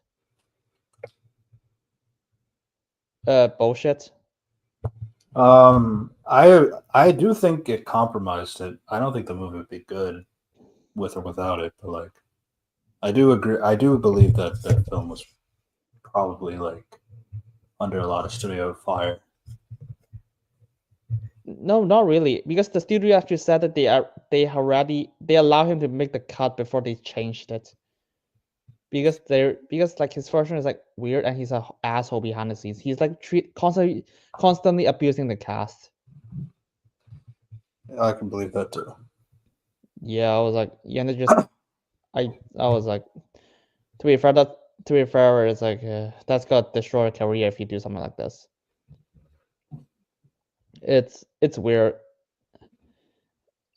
Hey, yeah, Fantastic is such a weird film. If you are, it's like to even dissect. Maybe we can do a video of that someday. Yeah. But yeah. At the first Fantastic, I was like, Next is Wonder Man. Yeah, no. Next is the Wakanda show. that already came out. What? Today? Fucks. How do I not know that? Barely marketed. I'm not gonna watch that. Fuck you. I'm not gonna watch it. Yeah, but we got. I'm just like so happy that they keep doing that thing again. Like, oh, we got an Iron Fist. Now we can go shit on Danny Rand again for being white. Yeah, I love that argument so much. I don't care. I don't care. Like, Well, no, I'm talking about as Iron Asian, I don't care is he white or not. Yeah, I mean, again, like with the character, it's like he actually does have a reason to be white if you actually read the character. But like, I don't know. It's just like with that whole conversation, it's just like, even then, it's like, if you know Iron Fist is not one person. Iron Fist is like a role that's been passed down for generations. There have been Asian Iron Fist, there have been Black Iron Fist, there have been men Iron Fist, there have been women Iron Fist. It's like, that's kind of the thing. So it's like Danny Rand, he just happened to be the first Iron Fist that we got to see as an audience because that was like the character they made in the comic. But technically speaking, there's been many Iron Fists before him that kind of fit the criteria and all that. But like, I don't know. It's just like ever since that show and the discourse about it, like the misunderstanding of the character and all that stuff.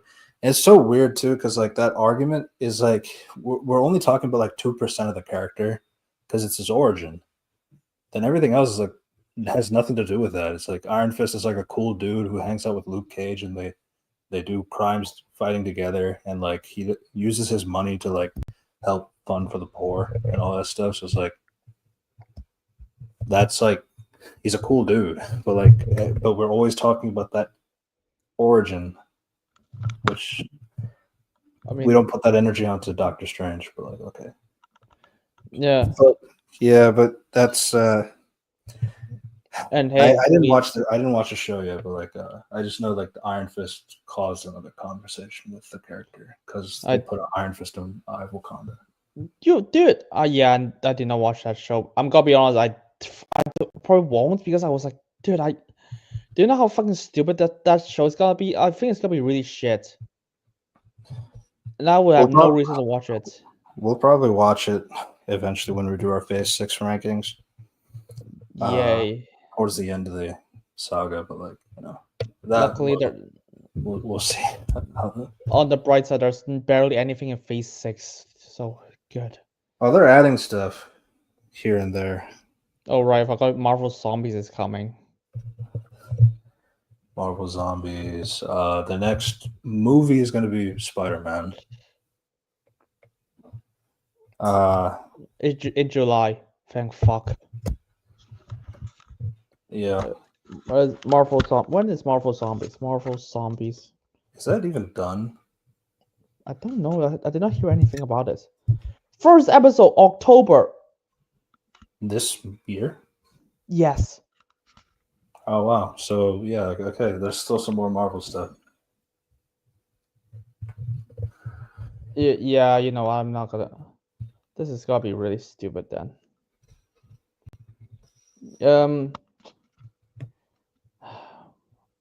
Yeah, we should talk about. Oh yeah, do you know that Robert Pattinson Batman is briefly considered for the new Gaiman Netflix, what's the Sandman universe? I would have liked that. Cause confusion before quitting the show. Wait, is this set in the same universe? What do you mean? Explain. It would have been fun. Honestly, more films should do that. I've Yeah. always felt like that. It's like there was like always like a thought of like, oh, let's just put like Hugh Jackman in like Spider-Man and Fantastic Four. There was that deleted scene of like Reed Richards turning his face into Hugh Jackman. Like that was meant to be a joke, but they deleted it. Wait, really? I saw that in front of Silver Surfer.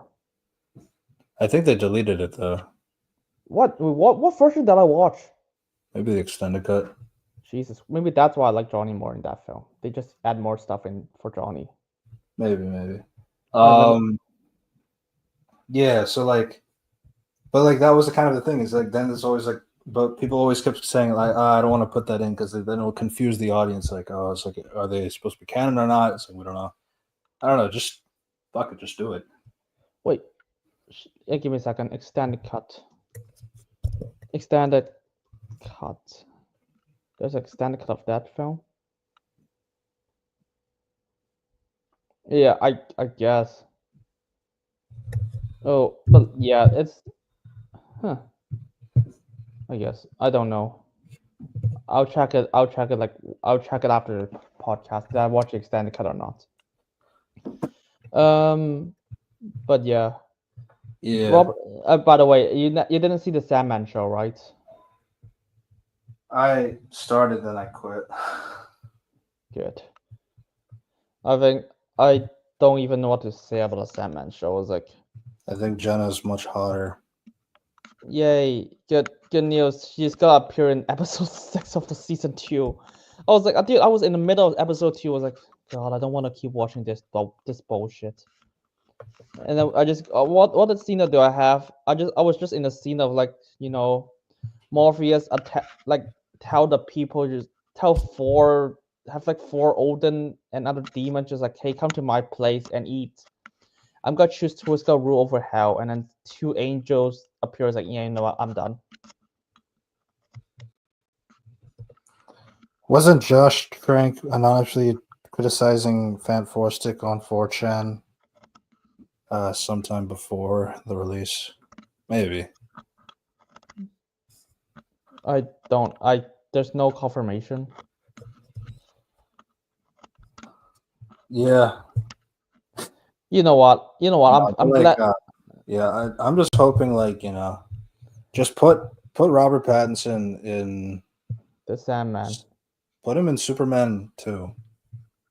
Just do it. See what happens. Yeah, fuck it. Why not? Because if you thought of putting fucking Robert Pattinson in the Sandman for no reason, I was like, yeah, sure, why not? But I mean, Robert Pattinson should be in more projects in general. But I know. I think he's loaded with projects now. He's gotta be in the new Christopher Nolan film. He's in Dune Part 3. yeah. And yeah, it's like he's in loads. It's fine. He's fine. He's sorted out. But yeah, and no one remembers he's in Twilight. Thankfully. Yeah. But yeah, Robert Pattinson. Hey, do you want to, like? I don't even care about Sandman comics. I was like, after season 1, let just I don't understand a lot of the choices they did for the Sandman show. Yeah, apparently, like, I have to go for like the comics. I have to go for Wikipedia just to look at the comic stuff. Just to see like wait, what the fuck did you just tell me? Why do you change that? Yeah, the show is written by not just Neil Gaiman, which he's got controversy. Which I'm not gonna say is he actually did he do anything, but like, so he has to step down. So it's gotta be written by the person who made the Blade films. I forgot his name for a while, for a bit. Goyer? Yeah, David S. Goyer. And the person who wrote the Wonder Woman film, the first one. And he wrote like the Young Avengers in the comics. Oh, okay. Yeah. Oh, I'm gonna be honest, that show was like weird as fuck.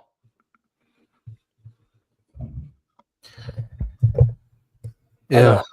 It is like, Trust me, if Batman was in the show, I'll be like, you know what? Maybe don't. I'll be really confused. Yeah. But yeah, Fantastic Four. The first steps. Lame name. Music was great though. Yeah. No, it's Michael Giacchino. Yeah. He made the incredible soundtrack. Yeah. So No, he did one Fantastic Four to another Fantastic Four. hey, the Incredibles is still the best Fantastic Four. Yeah, no doubt, no doubt. Oh, okay. Sorry. The first Incredibles film is the best Fantastic Four. Yeah. Honestly, I'll even say it's like I like the Underminer stuff in the second film, but that's about it. Which is the opening scene of the second film. But Yeah. they should have they should have done that with this movie with Mole Man. Just lean into it. And he's just like, I am the Mole Man. I'm gonna wreak havoc on the above world. To be honest, that would be funny. Yeah. Is this better than Incredibles 2?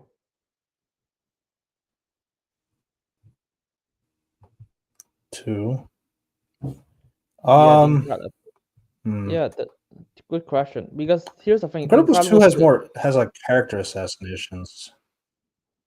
a lot of them. I think the It has a lot of it. oh, This one is like this is new versions of the characters. It's like it doesn't have anything to assassinate, technically speaking. yeah, I think this one is actually better than Incredibles 2. Yeah. At least there's more scenes in this movie that are better.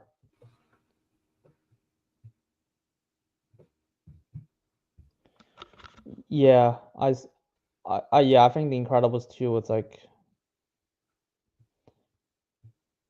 yeah, I think I prefer this than Incredibles 2. Yeah. Um. Yeah. So with that, we'll call that a pod. Fantastic Four. I expect them to be worse in Doomsday. So it was fun while it lasted, I guess. Yeah. And then we'll wait for the reboot where like Feige also talked about Secret Wars. Yeah, we're gonna reboot and make everybody young. Cool. Honestly, you kind of made my job easier. Now I can make a bunch of fan cast. Theoretically, if I wanted to do that content. So yeah. Or you can just reboot like a normal person. Me personally, I just think a reboot is better in the sense that like Like the X, you don't the have X, you don't need the a X Men are impossible to incorporate. no. I mean, you literally don't need a reason to reboot. Just like fuck it. The MCU is that now he's the MCEU. MCU. Yeah. No, because like it's funny because like Secret Wars actually does have a moment because Franklin Richards is a god, so he's able to make a new universe essentially. So No, I know. Like Franklin Richards, is like one of the most powerful person in the comics. yeah. Yeah. Yeah. Oh yeah. I forgot what even happened in Incredibles 2. Good. Don't remember that film. It will hurt your brain. The third film is not even gonna be directed by Brad Bird.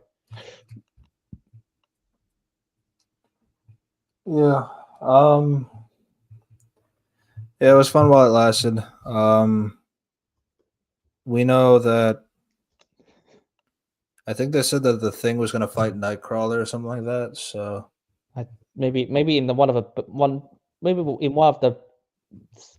120 draft they did beforehand.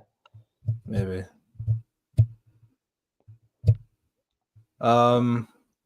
Yeah, I can't wait for Shang-Chi to be a main character after not existing for so many. Nice. Yeah. And then, and obviously Feige said they didn't have all the chairs.